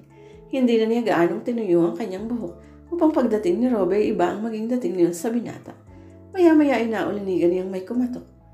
Robbie, hindi, dahil kung siya yun, hindi na siya kakatok sa isip niya. Ngayon pa man nagtungo pa rin ito sa pinto. Nariyan na, sandali, hiyaw ni Margarita. Binuksan niya ang pinto para lang sunod, nabalutin ng takot matapos malaman kung sino ang dumating. Ikaw, anong ginagawa mo rito? Sinagot ng dumapong palad nito sa pisngi ang tanong na iyon. Bumalandra sa loob si Margarita. Sinasabi ko na nga ba, hindi ka pa rin makakali hanggat nariyan si Robbie. Sumuyod ang mga mata nito sa hubad na si Margarita mula ulo hanggang paa. Humakbang ito papasok, umatras naman ang babae. Tapos na tayo, tigilan mo na ako. Anong tigilan mo? Sigaw nito. Tigilan mo ako ng panloloko mo. Nalilisik ang mga mata nito sa galit na animo lukob na ng demonyo. Nang alsahin nito ang palad sa ere, sunod na lumagapak na sa pisngi ni Margarita. Sa sobrang lakas niyon, bumalandra ang balingkinitang katawan nito. Sa makintab na sahig, tumama ang ulo at sa paa ng lamesang kahoy na Nara pabagsak doon. Sa buong buhay ni Balangitita, ngayon lang siya nakadama ng labis sa pagkatakot. Umalis ka na, isusumbong kita kay Robbie. Pagmamakaawa niya habang sa puwang ulong na untog. Robbie, tulungan mo ako. Hiyaw niya. Natawa lang ang lalaki. Yumuko dito sa kadinukot ang baril sa bebang. Idinikit nito sa labi ang dulo ng baril. Huwag mo nang aksayin ng laway mo. Alam ko naman na wala dito si Robbie. Nakita ko siyang lumabas. Kaya nagbabaka sakali ako na baka narito ka nga. At tama ako. Anong kailangan mo? Anong kailangan? Tinatanong mo kung anong kailangan ko. Tumindig ito at tinutok ang baril. Ito ang kailangan ko. Kinalabit nito ang gatilyo. Umalingaw-ngawang malakas na kulob na putok sa loob ng condominium. Napailing na lang ang lalaki nang bumulagta sa lapag ang katawan ni Margarita. Pagkaway humakbang na ito malawas matapos kalabitin ang switch ng ilaw. Bumaha ang dilim sa paligid. Ang sumunod ay katahimikan. Ilang sandali pa. Isang pares. Uli ng mga paang pumasok sa condo unit na yun. Bakit bukas ang pinto ko? Shit, baka napasok na kung nagnanakaw. May pag-alalang kinalabit ng bagong dating ang switch ng ilaw. No, gimbal si Robin ang tumambad sa kanyang magulong sala. Pagkaway humakbang siya papasok. Margarita, anong nangyari sa'yo? Pinalong niya ang lungay-ngay nitong katawan. Ngunit wala na itong buhay. No, bitiwan ito ng binata, sakali itong humakbang palabas. Panay ang kahulan ng mga aso sa lansangan. Napaigtad si Isa sa higaan upang silipin kung ano ang dahilan niyon. Sumilip siya sa bahagyang bukas na parte ng bintana. Natanaw niya buhat ro ng isang nakaparadang sasakyan. Kilala niya kung kanino ito. Robbie, sinipat niya ang oras sa padar. 2:00 na ng madaling araw. Kahit nakapanjama lang siya, agad niyang tinungo ang tarangka ng gate. Doon sinipat niya ang bintana ng sasakyan. Wala si Robbie sa loob kaya nagpalinga-linga siya sa paligid. Nakita niya ang binata na nakaupo sa isang sulok. Sa kabilang bahagi ito, hindi niya inom na po na kanina dahil madilim. Anong ginagawa mo riyan? Bakit hindi ka Natigilan siya sa nakita. Dugo sa palad ni Robbie. Dugo rin sa polo nito. Anong nangyari? Bakit ka duguan? Nag-aalalang nilapitan niya ito. Kinapa niya ang polo ni Robbie upang hanapin ang butas roon. Mantsa lang ng dugo ang kanyang natagpuan dahil wala naman itong sugat. Nakahinga siya ng mulawag. Sinapo niya ang palad nitong puno ng dugo. Isa, Robbie, ano ba kasing nangyari? Tanong niya rito habang inaalalayan itong makatayo. Pinapasok niya ito sa loob ng kanyang bahay. Inalalayan ito hanggang sa pag-upo sa sopa. Kumuha siya ng palangganang may tubig. Doon niya huhugasan ang dugo ng kamay ni Robbie. Pasensya na, hindi ko kasi napigilan na puntahan ka. Nananamlay na sabi nito. Bigla kasi kitang naalala. Natakot ako na baka kung anong mangyari sa'yo, kaya naparito ako. Teka lang, tinatakot mo na ako niyan eh. Huminto siya sa ginagawa. Pwede bang linawin mo? Ano ba talagang nangyari? At kanino ang dugo sa kamay mo at sa damit mo? Tanong niya rito. Napatid ni isa sa mga mata ni Robbie ang pag-aalangan itong sabihin ang totoo. Alam niyang maitinatago ang binata sa kanya. Pero paano sisimula ni Robbie ang pagpapaliwanag? Gayong batid din ito na masasaktan siya kapag nalaman niya ang dugong yun pala ay sa artistang si Margarita Alara. Hindi na mahalaga kung kanino ang dugong iyan. Ang mahalaga ay nakita ko itong muli. May pakiusap ako sa iyo. Maya-may sabi nito. Ano yun? Tiningala niya ang mukha nitong nababalisa. Pwede ba na kahit anong mangyari maniwala ka sa akin na inosente ako? Wala akong kasalanan. Anong ibig mong sabihin? Wanted ka ba? Pinaghahanap ka ba ng pulis? Umayos siya ng upo at tinitigan ito ng maigi. Hindi ko alam. Malamang, siguro, ewan. Ano bang ginawa mo? Wala akong ginawa. I think I'm being set up and I don't know who or why. Robbie, parang nahuhulaan na niya. Malakas ang kutob niyang may kinalaman dito si Jerry. Pwedeng magtanong. Maya may wika pa niya. Nag-aalangan ito kung papayagan nga siya magtanong.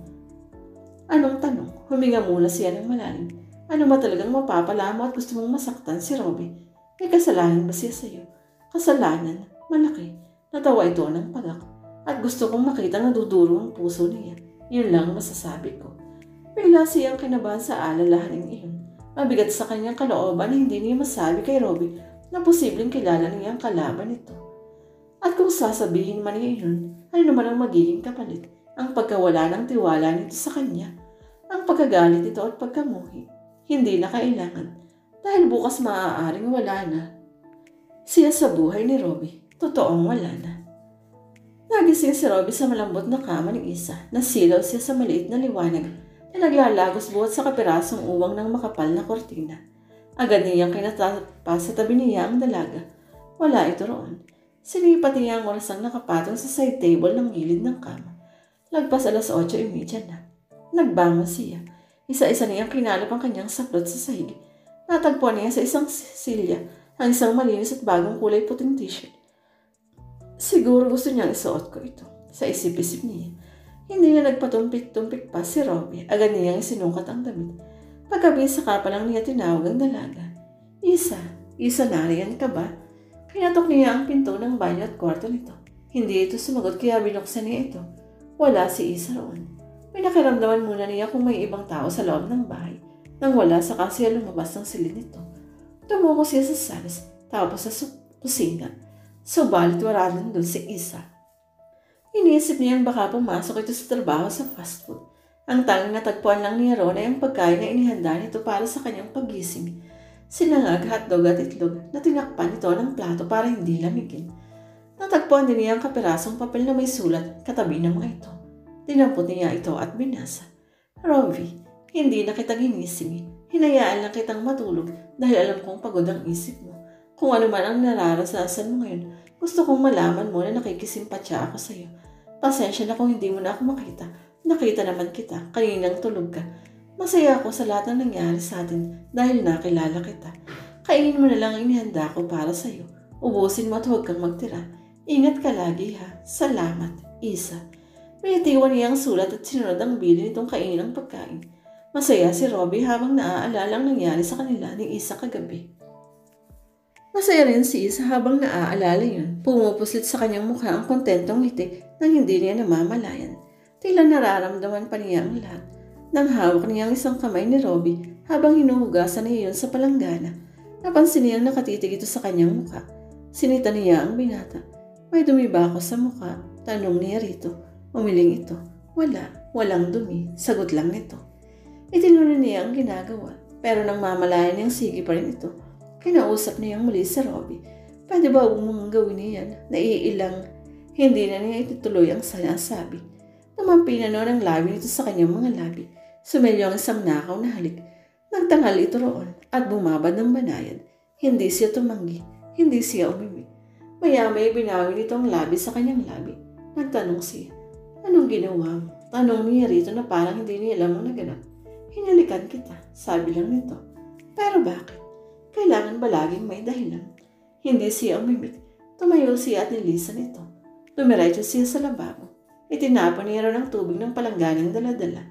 Sinundan siya ni Robbie. Lumapit ito sa kanya. Isa, tawag nito. Patawarin mo kung nangapusok ako. Hindi ko sinasadya. Siya naman ang pumutol sa sinasabi nito sa pamamagitan ng isa pang halik. Ang una ay banayad tulad ng paghalik sa kanya ni Robbie kanina. Pero habang pumapatak ang segundo, naging mapusok pa silang lalo. Nagtagisan ang kanilang mga dita. Naghahanapan ito sa laon ng magkasupong nilang mga bibig. Humigpit ang hawak ito sa kanyang bewang na nauwi sa yakap. Ang kanya namang kamay na nakahawak sa pisngi nito kanina ay kinawit na niya sa leeg ng binata. Sumindi ang kanilang mga mitsa. Nagliyab ang kanilang mga damdamin. Iginiit siya nito sa dulo. Maya-may binuhat siya ni Robbie at iniupo sa lababo. Hindi nagkakalas ang kanilang mga bibig. Wala rin silang pakialam sa nagbabagsakang mga pinggan at kutsara. Oh God knows how much I need you. Sambit nitong hinahabol ang pangina. Oh Robbie, anas rin niya. Damn, she don't care about her virginity. Bahala na kung may malaman maiti sa kanya. Bahala na kung pagkatapos ay hindi na nito iyon tuloy. Bahala na. Bahala na. Inubos ni Robbie ang kanyang saplot. Pinagyaman rin ito ang lahat ng bahagi niya. Sinambay yun. Buong buhay ni Isa, iniisip niya kung sino kaya ang lalaking mamahalin. Pero hindi niya naisip na si Robbie pala yun. Hindi na rin naiisip na hindi dapat mangyari ang nangyayari ngayon. Nakalimutan na niya ang kasunduan. Kinalong siya ng binata at nagtanong ito, saan ang kwarto mo? Diyan, turo niya sa pangalawang pinto sa kanan. Nakabukas na iyon kaya pumasok na lang ito nang hindi ibinababa si Isa. Sa kama siya nito inilapag. Pinagmasdan nito ang kabuuan niya na nakabilad lang sa panin nito. Nakaramdam siya ng hiya kaya itinakip niya sa kanya ang kumot. Nahalata naman ito yun. Gusto mong patayin ko ang ilaw. Tumango siya. Pagkatapos itong pindutin ang switch, lumapit niya sa kanya. Better now. Tanong nito. Natinanguan lang niyang muli. Muli siya nitong hinitkan. Sinakop ang kanyang mga labi. Habang ginagawa iyon, isa-isa na itong kinakalas ang butones ng pole nito. Tumulong siya para mapabilis iyon. Naputol ang pag-nostalgia ni Isa dahil dumating na ang kanyang pinakahihintay. Umupo si Jerry sa tapat ng upuan niyan. Magkaharap na sila ngayon sa lamesang iyon. Iiwan ko na siya, tulad ng napagkasundoan natin. Mabigat niyang binikas ang salita kay Jerry. Iiwan? Bakit sigurado ka bang hulog na nga siya sa'yo? Gusto mo pa ng patunay? Siyempre naman, pasasabihin ko sa'yo, sa bahay ko natulog si Robbie kagabi. Meron siyang ipinakita rito na pinakatatago niya sa ilalim ng kanyang kwelyo. Ani mo pa sa'yo na hindi naman pasa, kundi marka ng isang mainit na halik. Ano? Napaigtal ito sa upuan. Nagulat pero maya-maya ay nangiti. Makahulog ang ngiti. So did you do it? Nangiintrigang tanong nito. Hindi ko alam na chismoso ka rin pala bukod sa masama ka. Hindi ko kailangang sumagot sa'yo. Ang pera ko nasa na. Mahahalata ang bigat ng kalooban niya. Masasalamin niyo sa kanyang mga mata. Makahulugan ang iting ipinakita ng lalaki. Natutuwa ito. Well, that's good. Sabi nito. Mabutit na ihanda ko na ito kagad pagtawag mo kanina at sinabi mo ihanda ko ang pera. Umasa kasi ako na may panganda kang balita. Hindi mo nga ako binigo. Kaya lang naiintriga talaga ako kung ano ang ginawa ninyo kagabi. Sinabi ko na sa iyo na hindi ko kailangang sumagot. Matapang niyang sabat rito. Nagtaas ito ng kamay. Okay. Narinig ko. Positibo nitong sabi. Saka iniabot sa kanyang isang kulay puting sabi. Hayan ang bayad ko sa iyo. Kompleto yan. 25,000. Bilangin mo kung tama. Hindi na. Hindi mo naman siguro ako lolo ko yung pagdating dito, diba? Pag ako natawa ang tubo nito, pwede ba ulit akong magtanong sa'yo? Sabi niya maya-maya. Magtanong ka na dati. Anong tanong naman kaya ngayon? Sige lang. Wika nito. Nag-aalangan siyang magtanong. Ang totoo natatakot siya. Nainip ito. Ano na? Akala ko magtatanong ka. Nasaan ka kagabi? Anong ginawa mo? Mabilis niyang tugon. Ito naman ang tila na titigilan. May pinatay ako kagabi. Kaswalang itong sabi. May pinatay ka. Hindi nagawang ilabas ng kanyang bibig. Pinatay ko ang oras ko na napakabagal. Saad pa nito. Muli siyang natigilan. Ibig sabihin, siya ang... Dinugtungan ito ang salita. Nabagot ako kababasa ng libro, kaya natulog na lang ako na mas maaga sa nakasanayan ko. Iyon na yun, may tanong ka pa. Hindi maibsan niyo ang nararamdaman niyang takot. Alam niyang sinisindak siya ni Jerry. Alam niyang nagsisinungaling ito. Kung pinahihiwatig niyang may pinatay siya kagabi, ibig sabihin dun sa taong yun ang dugo sa kamay at damit ni Robbie. Sa loob-loob niya. Aalis na sana si Isa na magpahabol wika pa ito. O hindi ka man lamang magpapasalamat sa akin. Lumingon siya rito at hilaw ng umiti. Gusto niyang ibulyo sa mukha nito na wala naman siyang dapat ipagpasalamat dito. Salamat, pero iyon ang sinambit ni Isa at mabilis niyang nilisan ang lugar. Baon ng bigat at sakit ng kalooban. Robbie, I'm so sorry. I love you pero alam kong magagalit ka na rin naman sa akin, hindi ba? Wala na akong dapat asahan mula sa iyo. Nasaan ka ba? Anong ginawa mo sa babaeng yun? Nag-aalalang tanong ni Sam nang tawagan niya ito sa cellphone. Sam, hindi ko pinatay si Margarita. Hindi ako. Sabi niya ng Marin. Pilit niyang pinakakalma ang sarili. Pero bakit nasa condo unit mo siya? Ibig sabihin, pinatuloy mo siya ron? Hindi ko alam. Siguro dahil alam niyang pinaglalagyan ko ng susi. Hindi ko siya pinatuloy doon. Katunayan nga pagdating ko. Bumalik pa ako sa parking lot dahil nakalimutan ko ang susi ko sa loob ng kotse. Hindi ko gagawin ko yun kung nakita ko lang ang susi ko sa taguan ko sa ilalim ng carpet sa tapat ng pinto. Anong ibig mong sabihin? Alam niyang ginagawa ko yun dahil lagi kong nakakalimutan ang susi ko sa kotse. Siguro nang hinihintay niya akong dumating, nauna naman sa akin yung killer na yun. Oh my God, natigilan na yung sabi. Ano, bakit? Hindi kaya ano? Hindi kaya nalaman na ni Mayor Palma na may nangyari sa amin ng asawa niya. Baka kumuha siya ng taong papatay sa akin. Wala na siya bang ibang maisip na iba pang dahilan. What made you think? Siya lang alam kung may atraso ko. Sino pa ba ang gagawa niyon? Matagal na nahimik si Sam sa kabilang linya. Maya-maya ay nagsalita ito.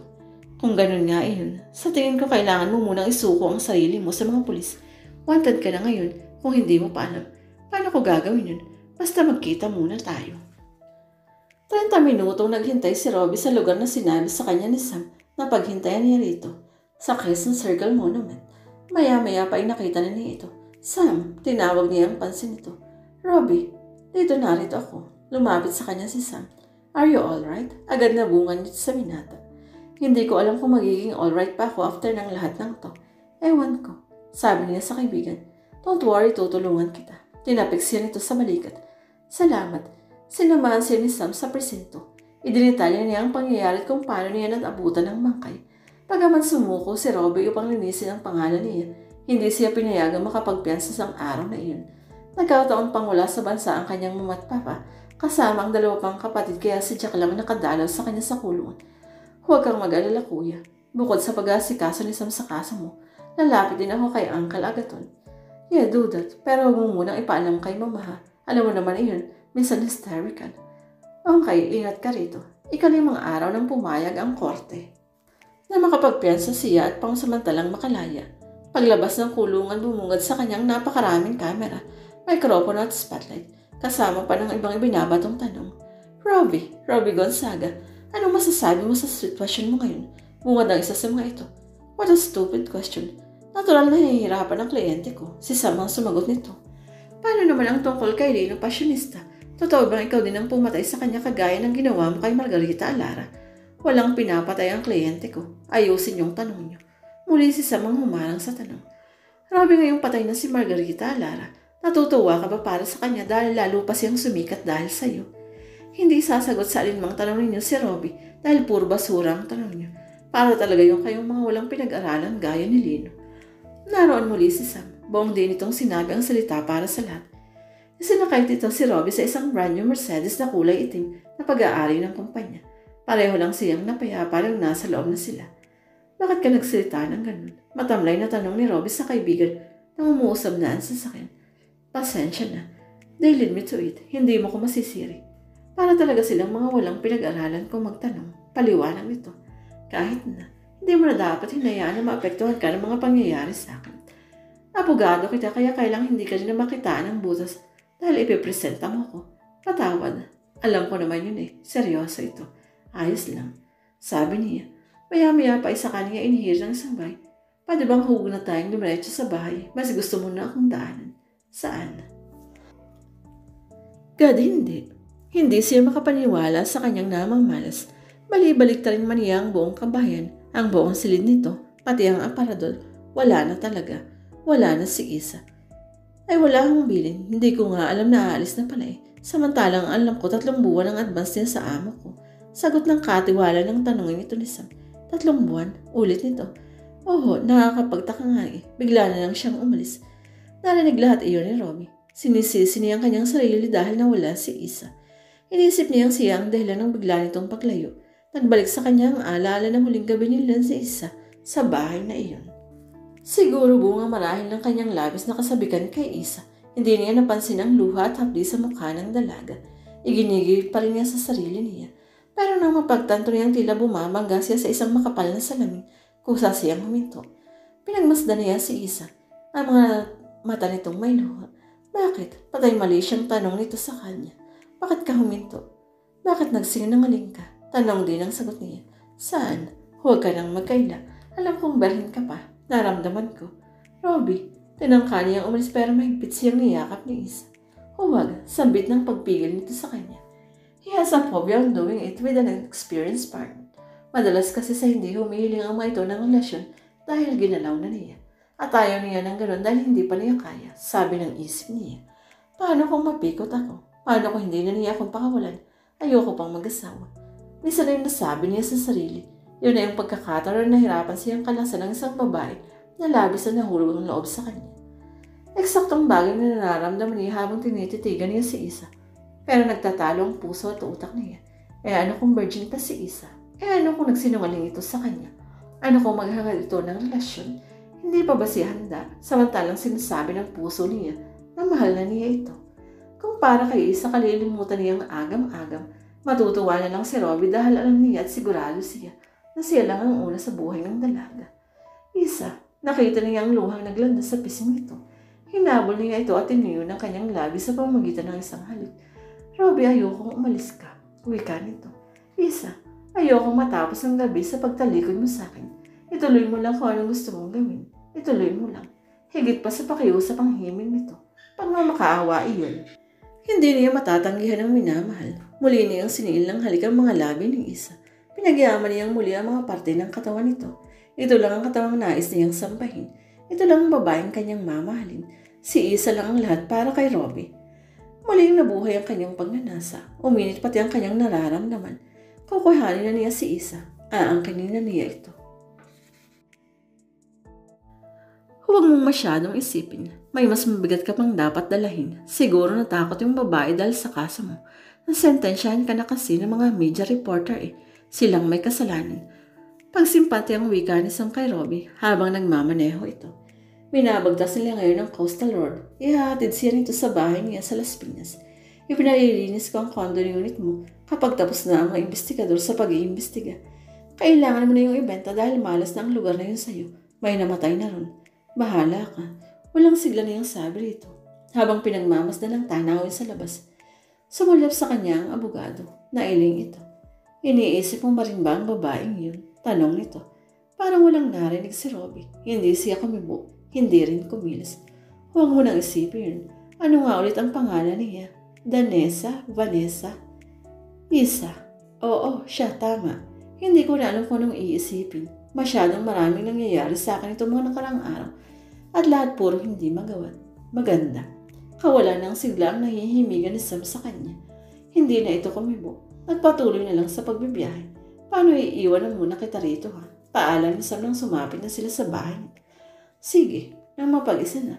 Sinubukan ni Robin tawagan si Isa. Ngunit out of reach na ang cellphone nito. Balisa si Isa matapos mabasa sa dyarong balita tungkol kay Robbie. At higit sa lahat, lalo siyang nabahala nang makita ang larawan nitong nasa pahayagan habang palabas ng kulungan at habang katabi ang isang lalaki na kilalang kilala niya. Wika ng caption sa ibaba ang suspect at ang kanyang abogado habang iniiwasang makukulit na media. Shit! Siya ang abogado na Robbie. Hindi maaari ito. Anong klaseng pagtatanggol ang gagawin niya kay Robbie? Ngayong siya mismo ang gumagawa ng paraan para masira ang buhay nito. Sa isiping iyon, lalong nabalisa si Isa. Anak, gabi na. Bakit hindi ka pa matulog? Pukaw ni Aling Delia sa kanya. Naroon na uli siya sa bahay nila sa squatters area. Doon sa hindi na siya makikita ni Robbie. Wala ho. Matulog na kayo. Maya-maya na ako. Pero gabi na. Inay, sige na ho. O sige, basta maya-maya ay sumunod ka na ha. Oho. Nang mapag-isa na, naging balisa na uli si Isa. Maya-maya isang pasya ang kanyang ginawa. Tatawagan niya si Robbie, saan man ito naroon. Hello, may pananabik agad na ini-on ni Robbie ang kanyang cellphone nang mabasa ang pangalan ni Isa. Robbie, I'm so sorry. Anong sorry? Nasaan ka ba? Bakit ka umalis sa bahay niyo? I'm sorry. Sorry for what? Please sabihin mo naman sa akin kung nasaan ka. Robbie, huwag kang magtitiwala kahit kanino. Kahit na sa akin, hindi ako kagaya ng inaakala mo. Ano bang pinagsasasabi mo? Lalo na kay Jerry. Sinong Jerry? Sa tila hindi masabi ng dalagang nais. Sa lalaking katabi mo sa larawang nakuhanan habang palabas ka ng presinto. Sa lalaking nagngangalang Sam na siya palang abogado mo. Ha? Si Sam bakit? He wanted to ruin your life. Binayaran niya ako para paibigin ka. Saka iwanan. What? Baka siyang kalaban mo. Baka siyang sisira ng buong buhay mo. Ano? Isa magkita nga tayo. Hindi na kailangan. Basta mag-ingat ka sa kanya. Huwag na siyang gawin mong abogado sa korte. Baka lalo kang madin sa kaso mo. Isa. Ngunit wala na sa kabilang linya ang dalaga. Anong ibig sabihin tungkol kay Sam? At bakit Cherry ang ibinigay niyang pangalan dito?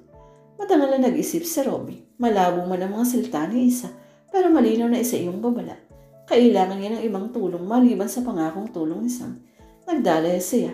Ang numero na ni Jack ang kanyang tinawagan. Ang paglayo ang mainam na gawin. Pero para siguradong hindi na siya makikita ni Robbie, sakaling hanapin man si Rito para pagpaliwanagin, isang bagay ang dapat gawin ni Isa, ang mag-resign sa trabaho niya sa fast food. Bumaba ng jeep ang dalaga nang sumapit ng sa pinapasukan. Pagkuway akmang hahakbang ng tumungo sa fast food. Isa. Ha? Napalingon siya sa tumawag. Ikaw, anong ginagawa mo rito? Anong kailangan mo sa akin? Bagya siyang napakabang na magsimulang humakbang palapit sa kanya si Jerry. Simple lang. Kailangan nating mag-usap. Tapos ng trabaho ko sa iyo. Hindi pa. May dapat ka pang gawin. Ano? Ayoko na. Bigla siyang tumalikod, akmang tatakbo. Oops, at saan ka pupunta? Pero mabilis nitong dinakma ang kanyang braso. Bitawan mo ako.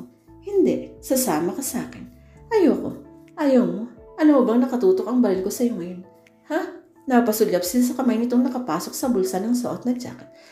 Sakay, maras itong hinila patungo sa kotse nito ang dalaga. Walang nagawa si Isa kundi ang mapakabang pasunod dahil naunahan na siya ng takot. Malayo ang biniyahe nila.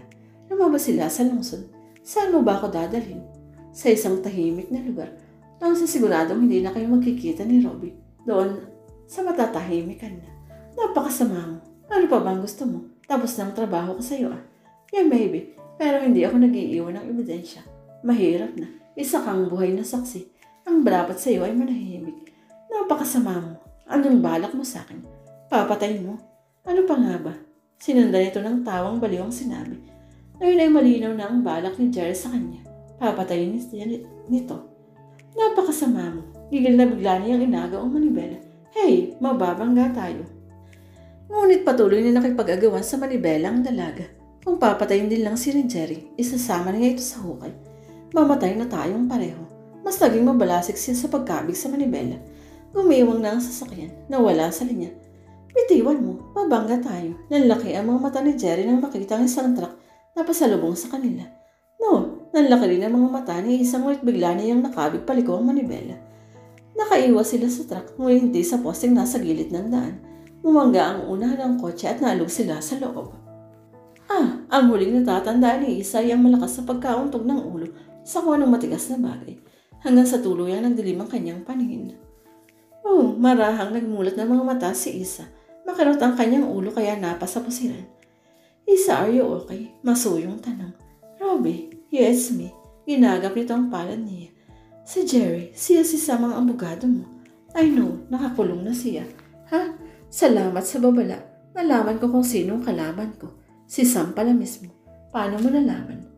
Nang tawagan mo ako, tinawagan kong kapatid kong si Jack para malaman kung totoo.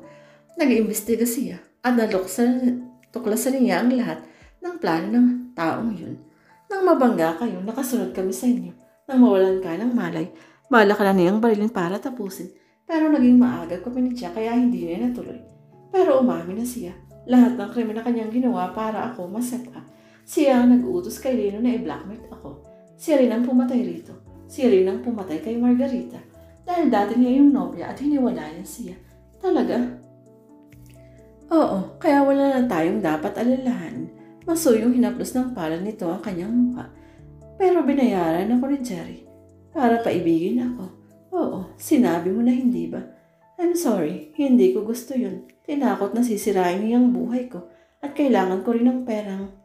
It's okay. Alam ko naman na kahit na sinong nagigipit ay kumakapit sa patalim. Isang bagay lang gusto kong malaman. Ano yun? Minahal mo ba ako kahit paano? Minahal? Alam ng Diyos ang totoo. Kaya ako nagawang ibigay sa iyo ang sarili ko, hindi dahil sa utos ni Jerry, kundi dahil mahal kita. Iyon lang gusto kong marinig. I can forgive and forget. After all, ikaw rin ang naging dahilan para malinawan ako at makilala kung sino ang kalaban ko. Robbie, I love you. I still do. So will you marry me? Ha? Pananagutan kong nangyari sa atin. Hindi naman kailangan dahil mahal na mahal kita. Kailangan kita sa buhay ko. Hindi na ako mabubuhay nang wala ka. Talaga bang hindi ka galit sa akin? Ang tugon ni Robbie ay marugdog na halik. Napatunayan ni Isa na hindi nga galit sa kanya si Robbie, kaya tinugon na lang niya ang halik nito.